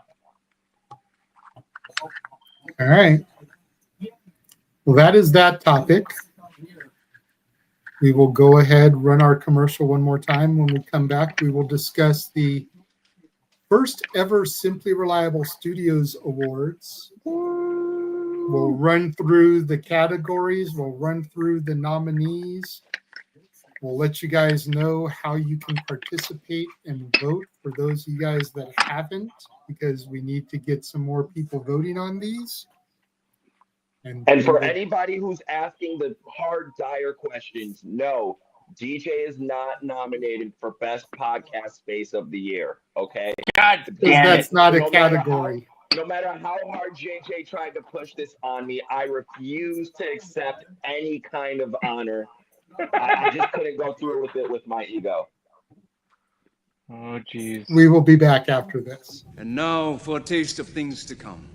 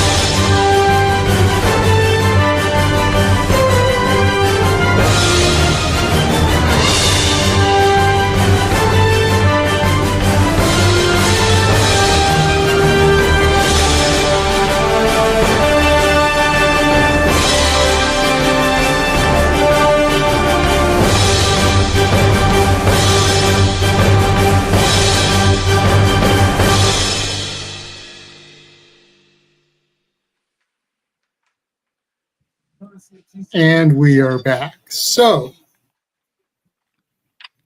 for those of you guys that have not been paying attention here the last few weeks on Shenanigans, we have begun the first annual Simply Reliable Studios Wrestling Awards. You can vote on all of the awards on the Simply Reliable Studios Twitter account at SR Studios 2024. Make sure you guys follow that, and I'll throw that back up there momentarily. But the panel of, I won't say regulars because I don't want Nick and DJ to feel left out because they weren't included in this, but basically a panel of the founders, if you will, of the Shenanigans kind of came together, and we laid the nominations out, and then we agreed that there would only be 5 nominations per category. So we had to whittle down the nominees. Ask Ash. It was a bitch getting through some of these. Yeah, it was quite the challenge narrowing it down just to 5. But we have, I think there's 14 or 15 different categories. And we're going to go ahead. We're going to rattle off the nominees now for you guys. The first one that went up this past Wednesday to vote on, and the polls will run for 1 week at a time. Polls will be posted every Wednesday and Sunday at 9 Eastern, 6 a.m. Pacific. But the first poll that went up was for Theme Song of the Year. Ooh. And the nominees were Adam Copeland, Metalingus. Yeah. Hangman Adam Page, Black Hat. Io Sky, Tokyo Shock. Joe Hendry, I Believe in Joe Hendry. And Matt Tremont, Journey Separate Ways. Ooh. That one's too easy. Don't say that, because whatever you think might be the winner may not be winning right now. I'm the only one who knows what the results are currently, and I'm not going to say anything. But a lot of people would assume Cope. A lot of people would assume Joe Hendry. I will tell you right now, neither one of those is in the lead. Then I know which one's winning. And No. See, you're missing my point, because the song of the year isn't even in the category. It's We Hurt People. That didn't get nominated, bro. People. How do you not have it? And that is easily, by far, theme song of the year, hands down. No questions asked. Just give West Side Gun the award. Just mail it, ship it to his house. So out of the 7 people that nominated, nobody nominated that song. So I would like to know, did anybody nominate Battle Cry? No. No, I just want to know how much Tony Khan Wasn't played enough. Wasn't it played enough to meet the criteria? Okay. You guys are just all bought out by Tony Khan. That's what it is. You guys are No. on the Tony Khan hit list. That's what it is. You don't want to be on the no-no list like the rest of the Hurt Syndicate. It's okay. I respect it. So, beginning tomorrow, again at 9 a.m. Eastern, 6 a.m. Pacific, the link for pay-per-view PLE of the year is going to go live. Ooh. What's the choices? AEW All Out 2024, because this year's All Out missed the cutoff. Just so you know, it went from September 1st of last year through August 31st of this year. Okay. AEW Revolution, AEW All in Texas, Joey Janela's Spring Break 9, and WWE Evolution 2. I was actually thoroughly surprised that Joey Janela's Spring Break 9 made the cut. but I think it has a sentimental value to those of us that were on the panel because essentially that's the show that hooked us into covering GCW regularly. Between the Atticus Fuego mask versus career match, Janela Sabu's final match that ended up actually being Sabu's final match, and the match where YDNP basically were formed. Like all those things really kind of captivated us into covering GCW on a regular basis. I think that's why that made the cut. I was surprised though, I'm not gonna lie. So what were the criteria for this category? Like I said, the only real criteria was that the shows and the matches and all that stuff had to be from September 1st of last year through August 31st of this year. I can hear the distant corner of Twitter. Oh, you guys all picked AEW shows. Why were there no WWE shows? Because WWE fucking sucked this year. That's why. That's deep. Well, I will tell you that there were a couple of NXTs that were nominated. They just didn't make the final cut.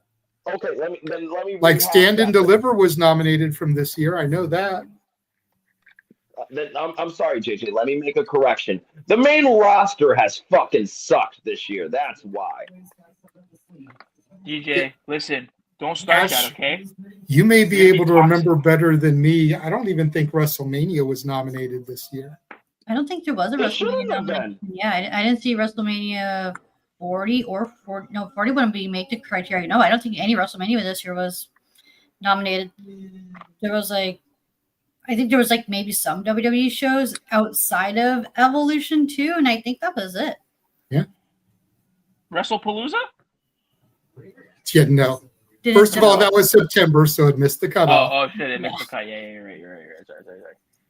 Sorry. Finisher of the year. Ooh. Hangman Adam Page with the buckshot lariat. Eh. Kenny Omega, the one-winged angel. Eh. Penta, the Mexican destroyer. Yeah. Sol Ruca, the soul snatcher. Oh, or Will Ospreay, the stormbreaker. I think I'd go with Soul. Soul, I was gonna say Soul got that one in the bag. I would say Soul. I mean, I love Will. I love Will with the Stormbreaker, but I think Will's finisher is the Hidden Blade, so I think I would go with Soul. Not even that. Soul Ruca has the best looking finisher out of everyone. It's very in unique. The modern business. Put it to you this way: I've had people that don't watch wrestling see Sol Ruca do the Soul Snatcher, and they're like, "Holy shit!" Yeah, exactly, because it's so innovative and so different, and she can catch you in. It's so good just because it's easy for someone to just go right into it. Like she can get you from out of nowhere, out of just stumbling. Soul Snatcher, double Soul Snatcher. I'm waiting for her to hit somebody with the triple Soul Snatcher. Okay, she's gonna grow an extra arm out of nowhere and just grab someone and hit a Soul Snatcher. Okay. I have they protected that finish? Yes. Yeah. It's fairly protected. I think it's only been kicked out of once, maybe twice. Oh, okay. Shit. It's been pretty protected. That is the only time I know people have kicked out of it is when she hasn't got a good grip on it when she's dropped it, when it's been kind of sloppy.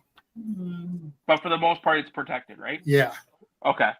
I hope they continue protecting it because like I said, it's a very innovative and very athletic finisher to do, right? Yeah. So hopefully with if they see that the hard work. Listen, if the end of days can be protected for so long, I'm pretty sure they can protect that.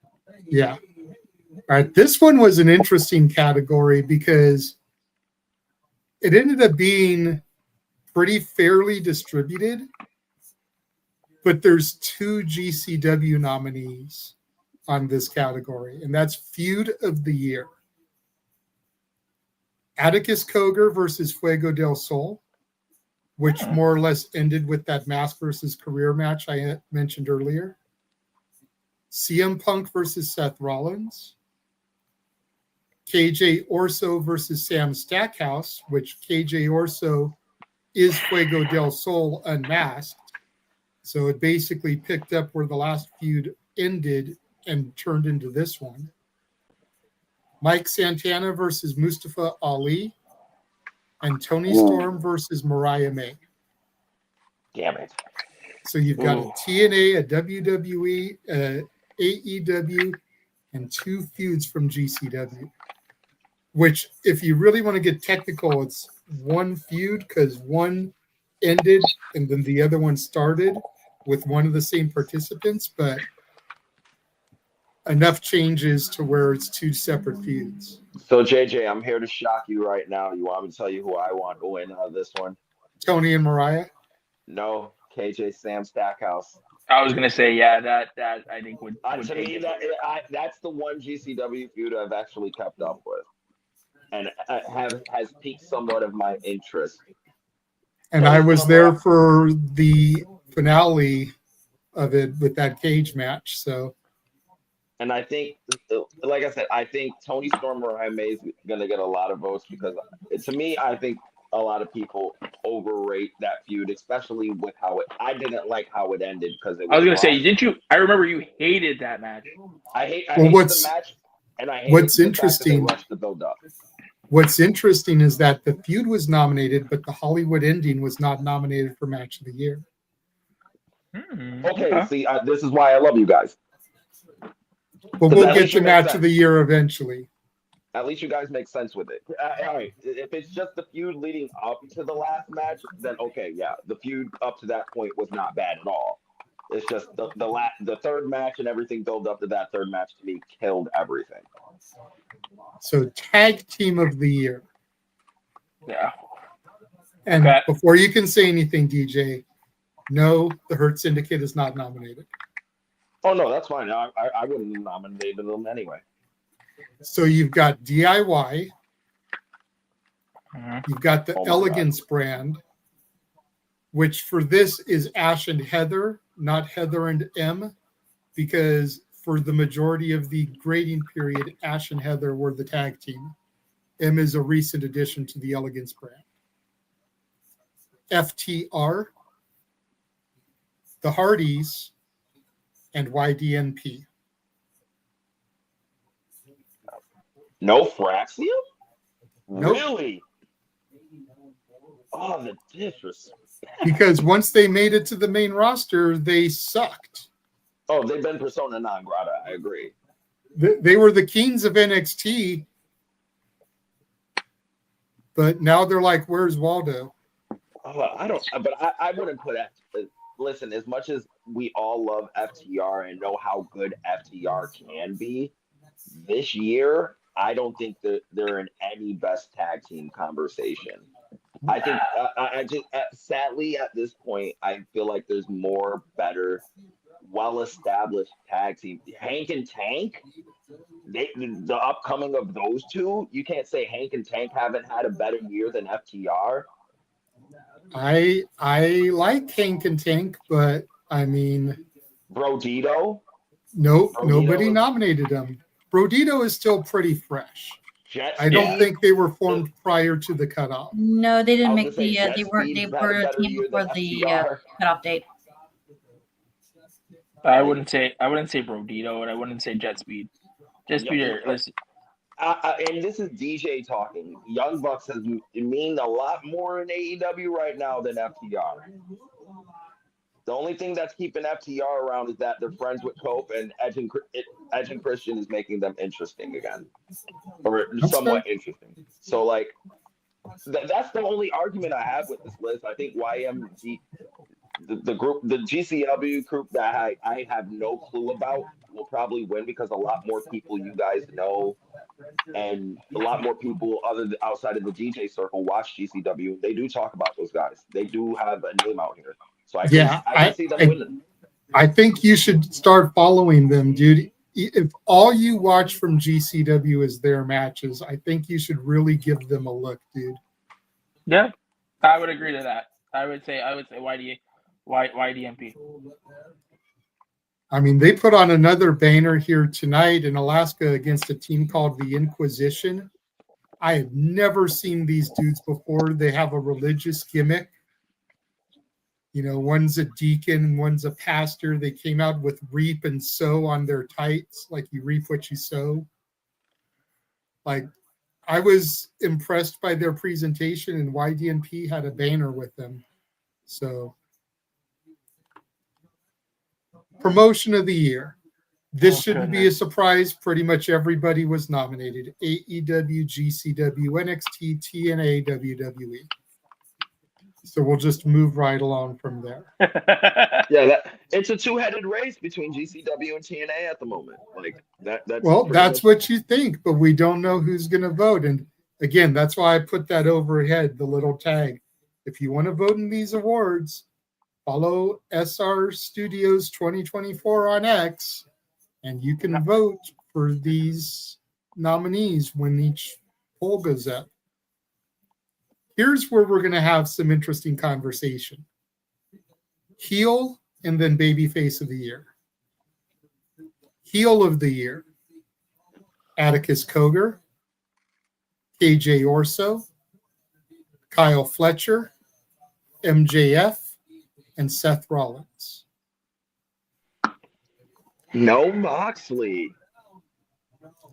Hey, I'm not saying this to sound like a dick. Ryan, if you go back and watch this, I mean nothing by this. Every single one of us fucking hate the Death Riders. No, listen. If Ryan had been part of the nomination crew, he probably would have nominated Mox or the Death Riders as a whole. No one didn't nominate them? No, Mox wasn't nominated at all.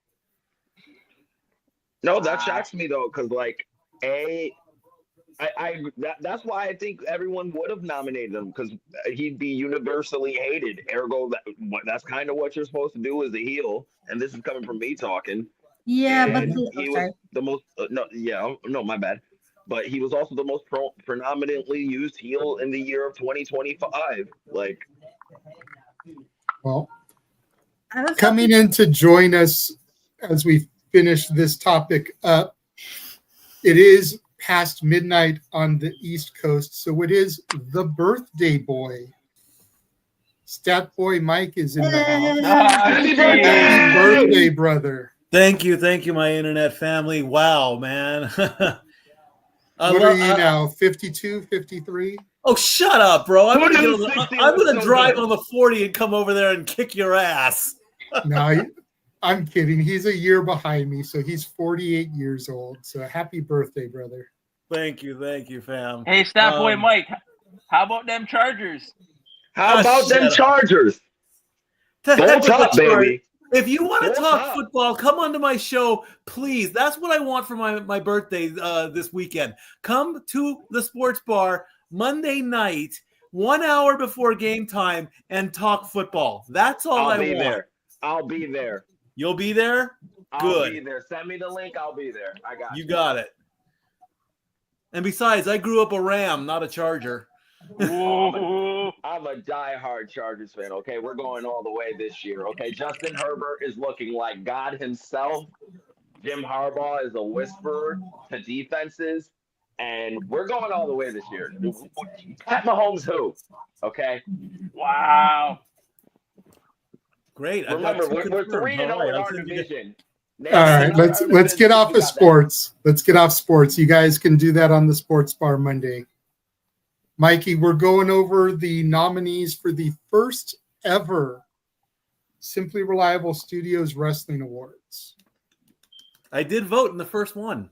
Good. Good. You don't have to tell us who you voted for. We don't want to try to sway the audience, but again, follow us at SRS Studios 2024 to be able to vote. I mean, I'm definitely trying to sway the audience over here. I know you are, DJ. I know you are. I'm definitely swaying over here. Babyface of the year. Cody Rhodes, Jey Uso, Joe Hendry, CM Punk, and Willow Nightingale. I'm not going to lie. For all the AEW representation, I was a little surprised Willow was the one that got the nod, but that just shows how loved Willow is. Do I think she's going to win? Probably not. But the fact that out of all the baby faces in AEW, she's who got nominated, not Tony, not Mina, not Will, Hangman, not Will, not Kenny. I'm so happy because I love me some Willow Nightingale. Because, like, out of everyone on the AEW roster, Willow Nightingale is like the only pure baby face that they have. Right? Let's be real here. Everyone else has such dick-headed asshole tendencies. Will doesn't. Except for Willow. Well, Osprey don't. Well, in fairness, he started out as a member of the Callis family. His first thing he did was put a screwdriver to Kenny's head. Yeah, that's not exactly, good guy Osprey here. That's kind of dickish. But aren't we talking about for the past, since from last September till now? Yeah. You didn't put, did he put a screwdriver in his head? What?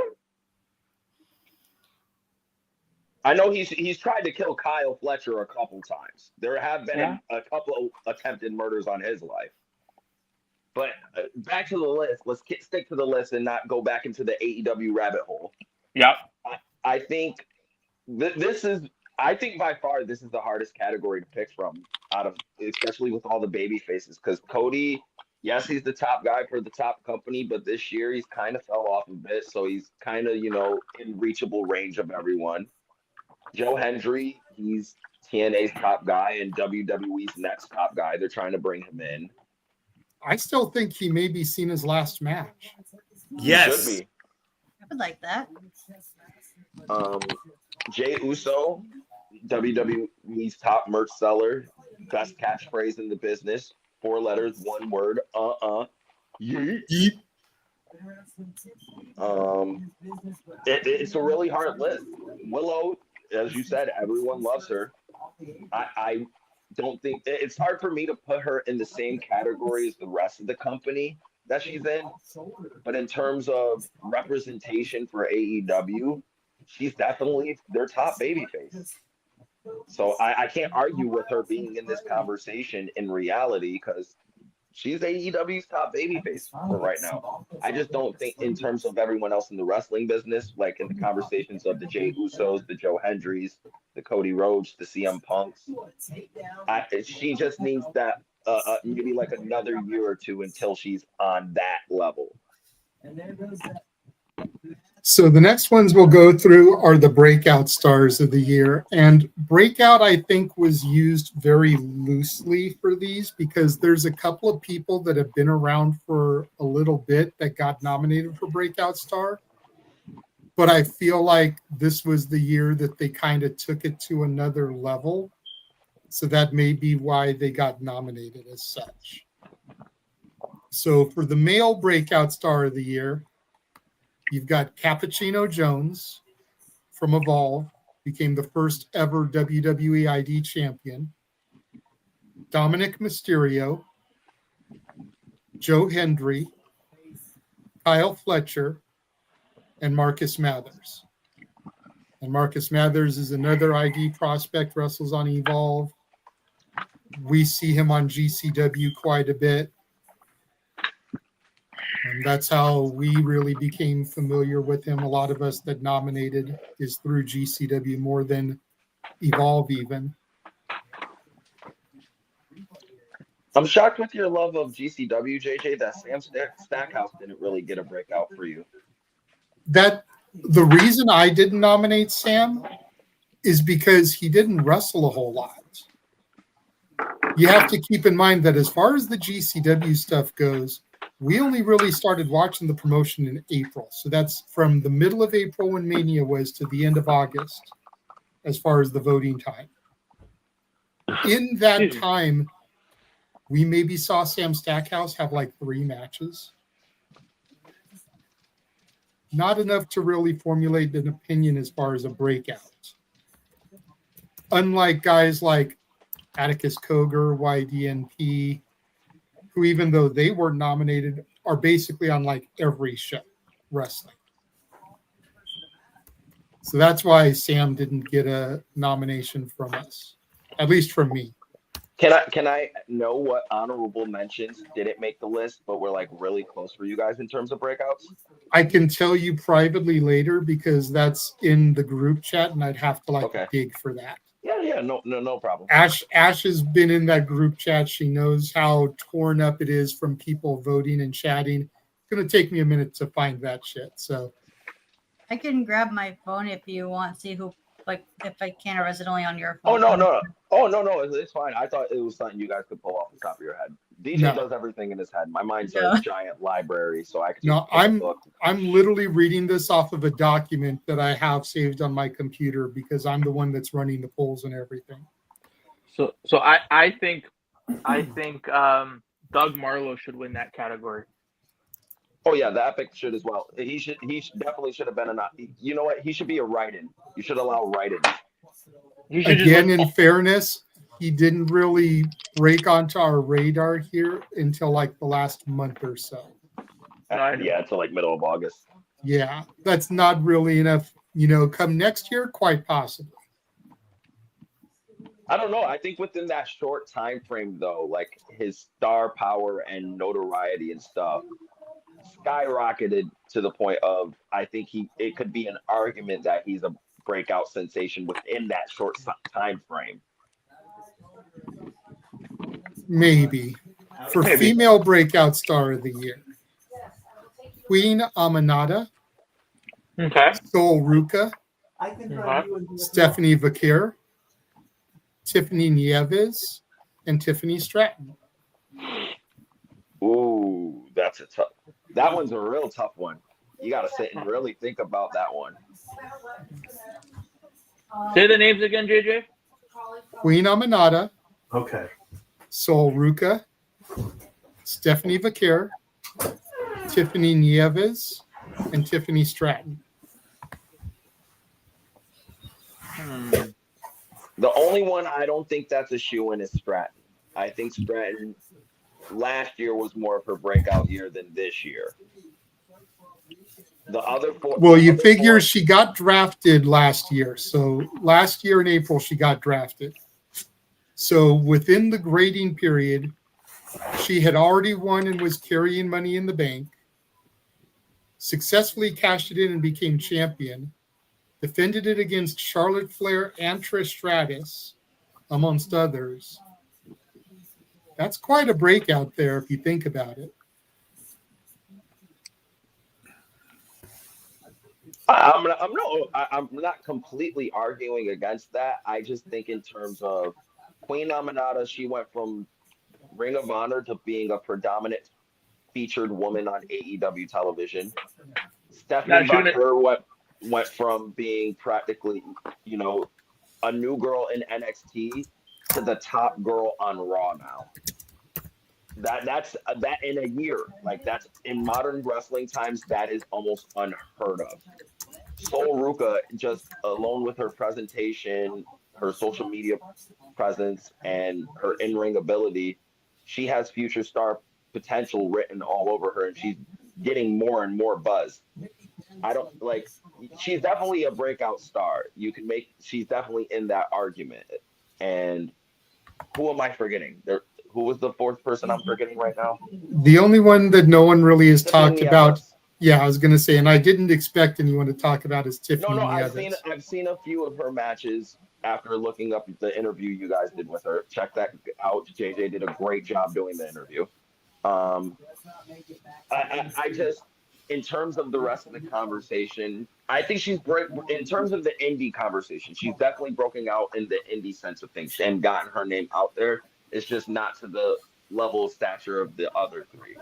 Especially in Stephanie's case. I think Stephanie going from starting in NXT to now she's world champion is a pretty impressive feat.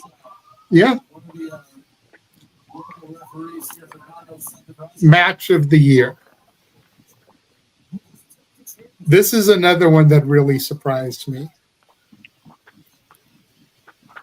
Atticus Cogar versus Fuego del Sol, career versus mask from Joey Janela Spring Break 9. YDNP and Marcus Mathers versus Megan Bain, Billy Starks, and Miyu Yamashita from GCW's The Top Play. Bandito versus Hechicero from Death Before Dishonor. Will Ospreay versus Hangman Page from Double or Nothing, the finals of the Owen. And Punk versus Rollins from the Netflix premiere. Wow. Will Fletcher in the cage wasn't on there? Nope. Wow. Neither was the Hollywood ending, like I said. Very interesting. Ooh. That's a toughie for me. I'd have to give it to Hangman and Ospreay. Because I don't even think... I think Punk and Seth was good, but I don't think it was better than that match. We'll have to see what the voters say. Now we come to male and female Superstar of the Year. We'll do ladies first. Female Superstar of the Year, Toni Storm, Stephanie Vaquer, Naomi, Io Sky, and Athena. Oh no. Wow. Oh no.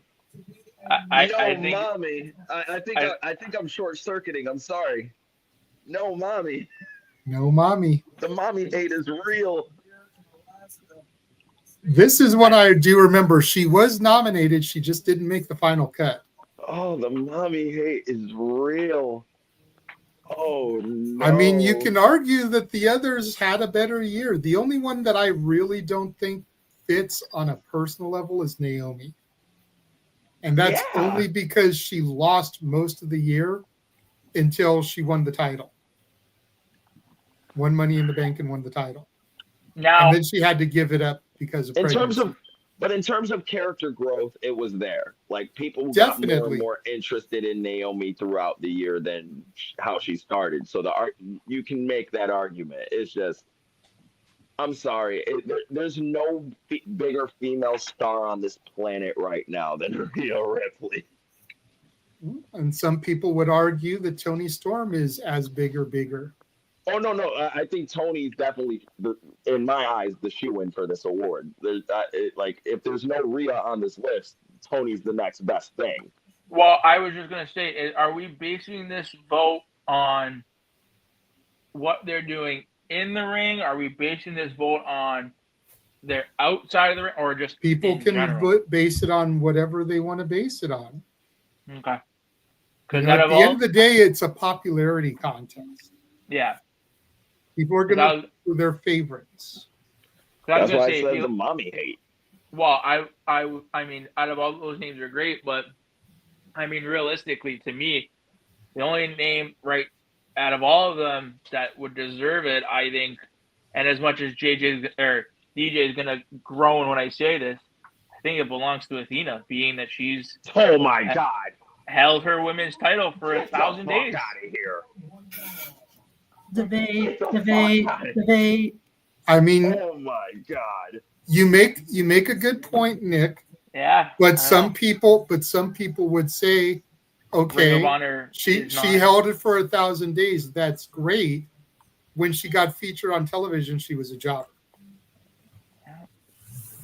But you have to pay money and subscribe to Honor Club to see her win. For the people that just saw her on regular television or on AEW pay-per-view, she was a jobber.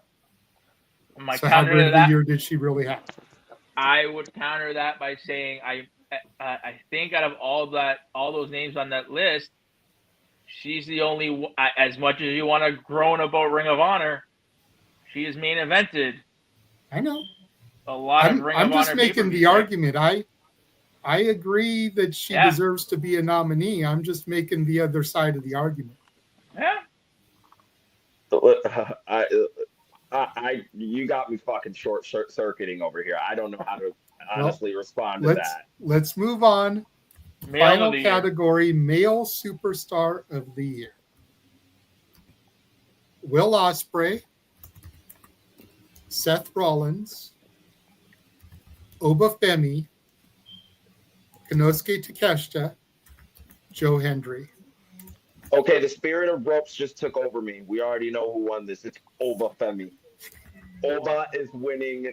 There's no one better than Oba. Those are ropes words, not mine. Okay, so I just wanted to make sure his opinion was known. Hey, as great of a year as Oba has had, again, the argument can be made. Joe Hendry was the TNA World Champion, competed in the Royal Rumble as TNA World Champion, competed at WrestleMania as TNA World Champion, something that's never been done before. I don't give me his match was only 5 minutes and he jobbed to Randy Orton. Don't give a fuck. He did something that has never been done before. Yep. A reigning and defending champion for another promotion came out at the Super Bowl of Professional Wrestling with his championship and had a match with one of the biggest stars in the company. Doesn't matter that he lost. So there's definitely an argument for Joe Hendry to be made. Oh no, Takeshita I agree. won the G1 during that time frame. Yep. Was Continental Champion, was never Openweight Champion, has the most defenses for the never Openweight Champion, made that title important when New Japan did not give a goddamn shit about that title whatsoever. And yeah, there's an argument to be made for Takeshita. Even his Ring of Honor title challenges as well. Yeah. Ospreay, everybody loves Ospreay. That's really all that needs to be said about Ospreay. I like watching him wrestle. He I kind know of gets the he's a same guy. love that Kenny had a couple years ago. Just everybody loves Ospreay. Everyone loves Kenny. watching him wrestle. Let's be real here. And then Seth is the one that surprises me the most, but I think a lot of it lies on the turn at WrestleMania, aligning with Heyman, the start of the vision. You know, I think that's where a lot of the Seth, is coming from, and we'll see how the votes go for that.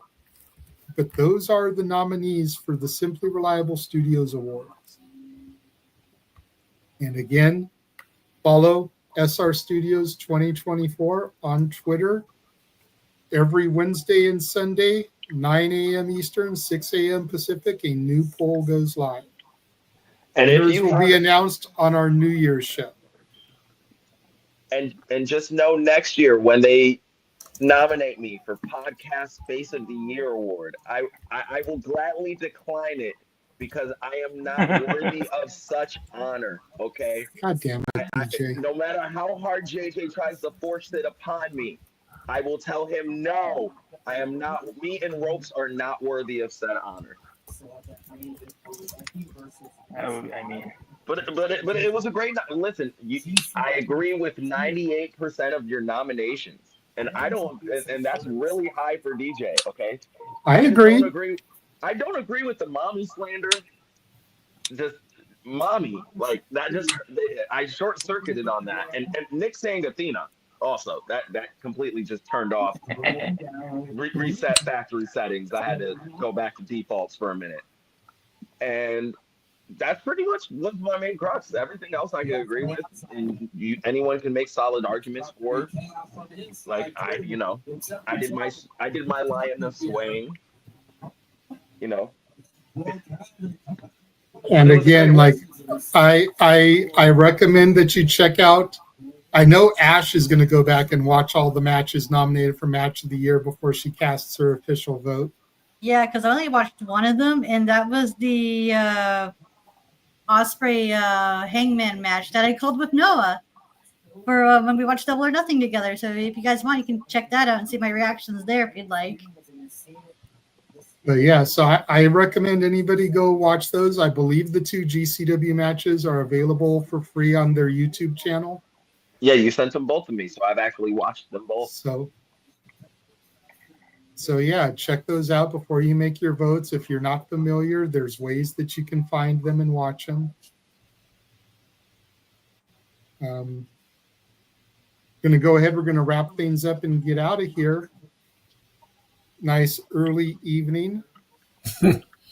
Stat Boy, go ahead and tell them, Birthday Boy, where they can find you. Follow me on X or Twitter at LBStatKid1977. Follow me on Instagram at StatBoy13 and use the hashtag StatBoyApproved. Monday night, 7 o'clock Eastern, Week 5 NFL, Chiefs versus Jaguars. In what world am I living in where the Jags are 3-1 and the Chiefs are 2-2? That makes no shock. That makes no sense to me. Maybe I should stop bashing on Tony Khan and say, your team's doing a good job. Now just do a better product with AEW, and I'll actually start. Damn. I'm sorry. Damn. I bash his wrestling. I'm praising his football team. Why? I have no idea. Maybe because I'm celebrating my 18th anniversary of turning 30. I don't know. I just can't say the number 48. Oh, wait, I just did. Family, you're doing a great job. JJ, great interview with Sam Knight, by the way. Well done on that one. Ash, you 2 minutes for swearing, my friend. Hockey season's coming up, you know. Oh, please. She's Canadian, eh? She gets a bye there. Of course. I want to see a Canadian team in the Stanley Cup Finals again this year. Right? It's been long. I don't. This year's our year. This year's the Leafs year. You keep saying that every year, and what happens? We said it right? We've said that since 67. Yep. It's only been 30 years. Love Hey, you, at family. least your team has a cup. Mine has yet to win one. Let's be real here. I've got one too. He's got 2 cups. Oh, speaking of cups, Jeff Meacham is here as we're signing off. I'm going to get bashed on my birthday. Okay, well, luckily for you, I didn't hear anything. I literally turned this thing on to come in and say goodbye from this house on these series of channels because I didn't get to do that Tuesday night. If we're talking about Stanley Cups and Mikey's in the room, I don't want to know. I want to know. He was making the he's got one, we've got 2. Leafs haven't won one since 67, you know. Oh, okay. All true. Look, I am. But it is officially his birthday on the East Coast. So wish your brother a happy birthday before you proceed. Okay. Happy birthday. I am glad that your parents came together at the right time to have you be a part of this world on this day all those years ago. Back all those years ago. Anyway. Yeah, you're older than me. Back in my day, Shenny. Back in his day when there was a 7 in the third column. Anyway, because goddamn you old. And you'll 50 next year, so I'm just going to be a dick there too. Oh no, 2 years. I'm sorry, 2 years. You're 50 next year over there on the other side. Yeah. Anyway, look, I am cautiously optimistic about this season. You know, the fact that the newest king has himself out for a 10th of the season off the jump. He apparently had a decent line and a lot of autograph and picture seekers at the Meet the Players thing tonight. Dylan was there with my dad. They were in Kopi's line because this is Kopi's last year as a king. So Ajay Kopitar for those of you uninformed. So that's an end of an era. Dude, this whole calendar year and a half is living rent free in my head. I'm all over the fucking place. I'm gonna be real. There's a lot of shit changing, and I'm not okay with change. The top row knows that. So I need to know. Sorry, Jeff. Before you continue, when Anze leaves, does that mean Doughty's getting the seat? God damn! I hope not. God no. Look. I love Drew Doughty. When the Kings drafted him in 2008, I met him at the Meet the Players party that year. I turned to my dad. I said, "That's the final component. Give him 3-4 years." 2012. I'm just saying. And yes, it's when you all started going on the regular because of the blood drives and all the things. So you're welcome. A lot of you up top. But yeah, so that's changing. This is not just the last Central Iowa Studios broadcast from this house.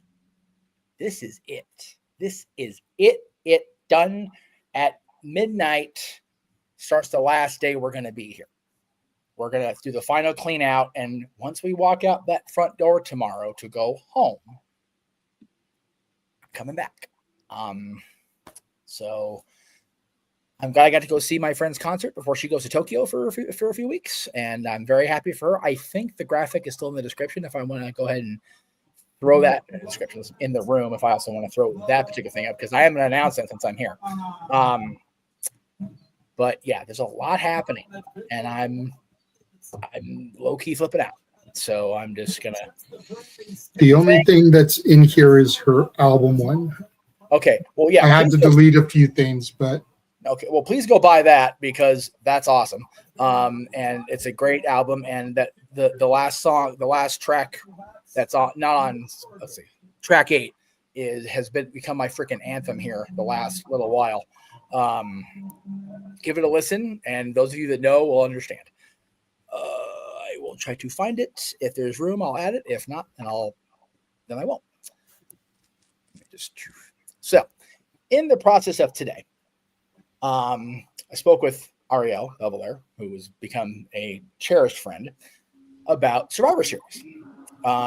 Those of you in the room that were in the chat room know what I'm about to say, but for everybody watching, all of you, thank you for still being on this late. Love you kids for that. Survivor Series Saturday, of course, I'm going to be in San Diego with Dylan, thanks to Datilla, and her awesomeness. So I won't be able to be part of the watch along and the shenanigans, obviously, because trying to do that remotely is a pain in the ass. But Ariel also has a gig that day up at the Topanga Canyon Mall. So I talked over with Mall Manager, talked over with her, and if I can work out logistics on my end in San Diego, we are going to have our own WWE length pre-show on the 29th. And I'll be breaking in during the course of that 2 to 5 p.m. slot, because that's also the time of her concert,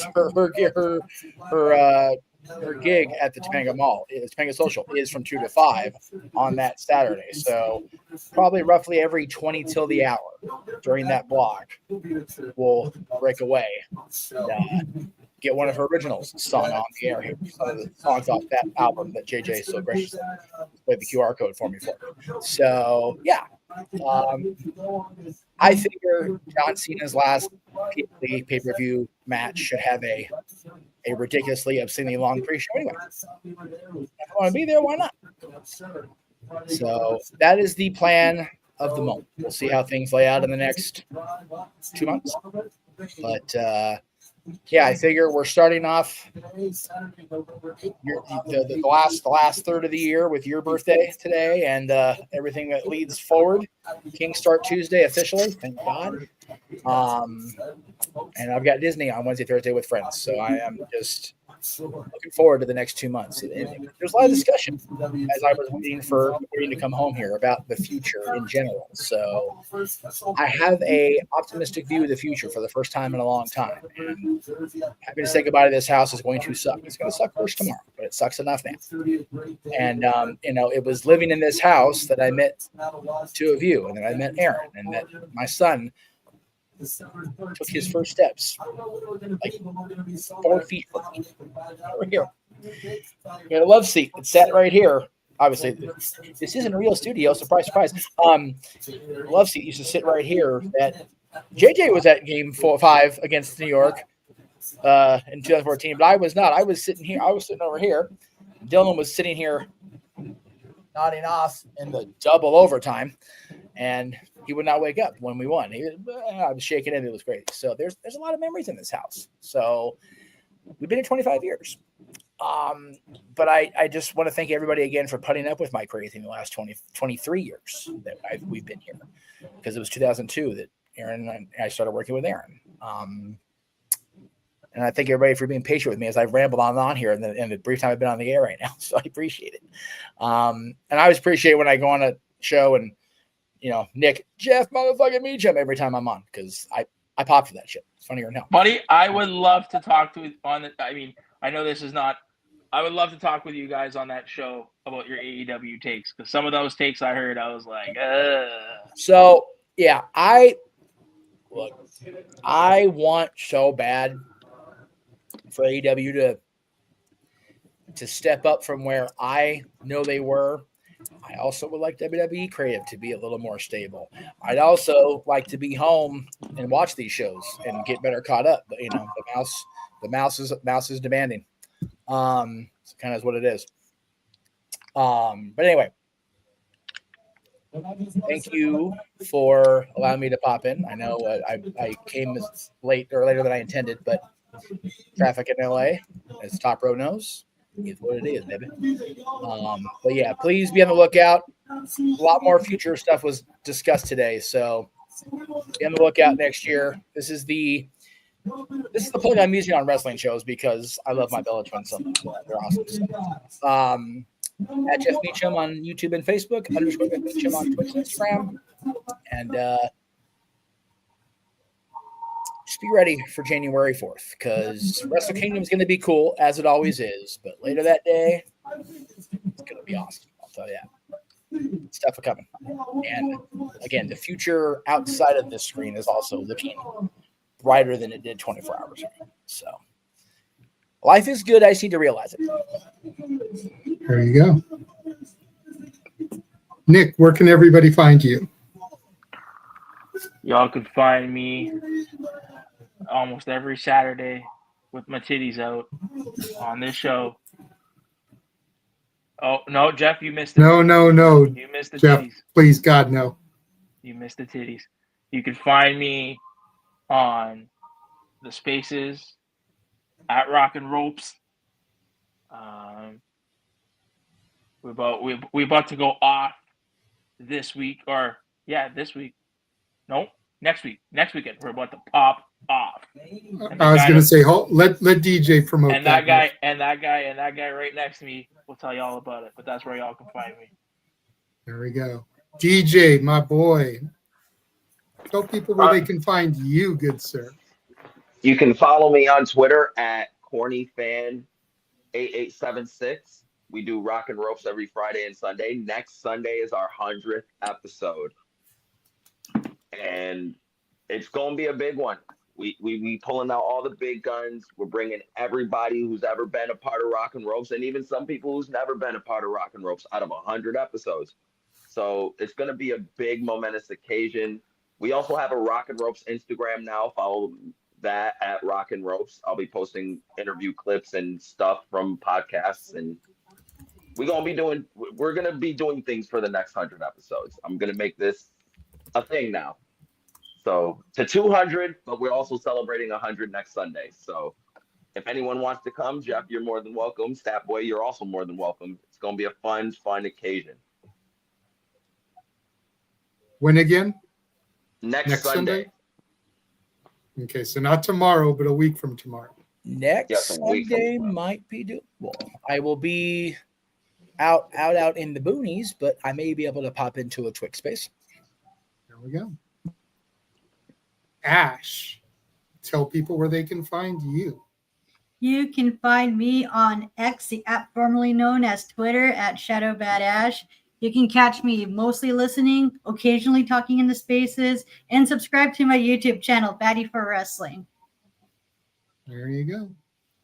And as far as myself, you can find me on X at Casa D18 Studio, on X at ROWJJ Williams, on Instagram at the Renegade JJ Williams, on YouTube at Casa D18 Studios, and as mentioned earlier, follow the Simply Reliable Studios at SR Studios 2024 on X if you want to vote in the first annual Simply Reliable Studios Awards. We rattled down all the nominees tonight, told people, again, every Wednesday and Sunday, a new poll will go up, 9 a.m. Eastern, 6 a.m. Pacific. So be on the lookout. It's because I can schedule them. And I figure come that time in the morning, especially on Wednesday, People are up, getting ready for school, going to work. You know, try and do it early. Makes sense to me, brother. Hey, over on Twitter, is it Constantine Studio because leave the S for yo shit? It's because somebody, either somebody or because I created an account and forgot to log into it, but there is a Casa D18 Studios. I know. So, but yeah. I know there is. I was just going for the haha saying because we leave the S for yo shit. I was trying for a funny at the end of the night and I failed miserably. Let's just sign off and go home before I make it worse. Fair enough. So thank you everybody for joining, for tuning in. As Mike alluded to, if you missed it, go back into the archive on my YouTube channel and check out the interview I did with Sam Knight, the right hand of God. Knight. And until next time here on the Shenanigans, for Statboy Mike, for Jeff motherfucking Meacham, for Nick, for Ash, for DJ, for James and Walter and Noah, who were unable to be here tonight for their own personal reasons. Thank you for joining and tuning in, and we will catch you guys next time.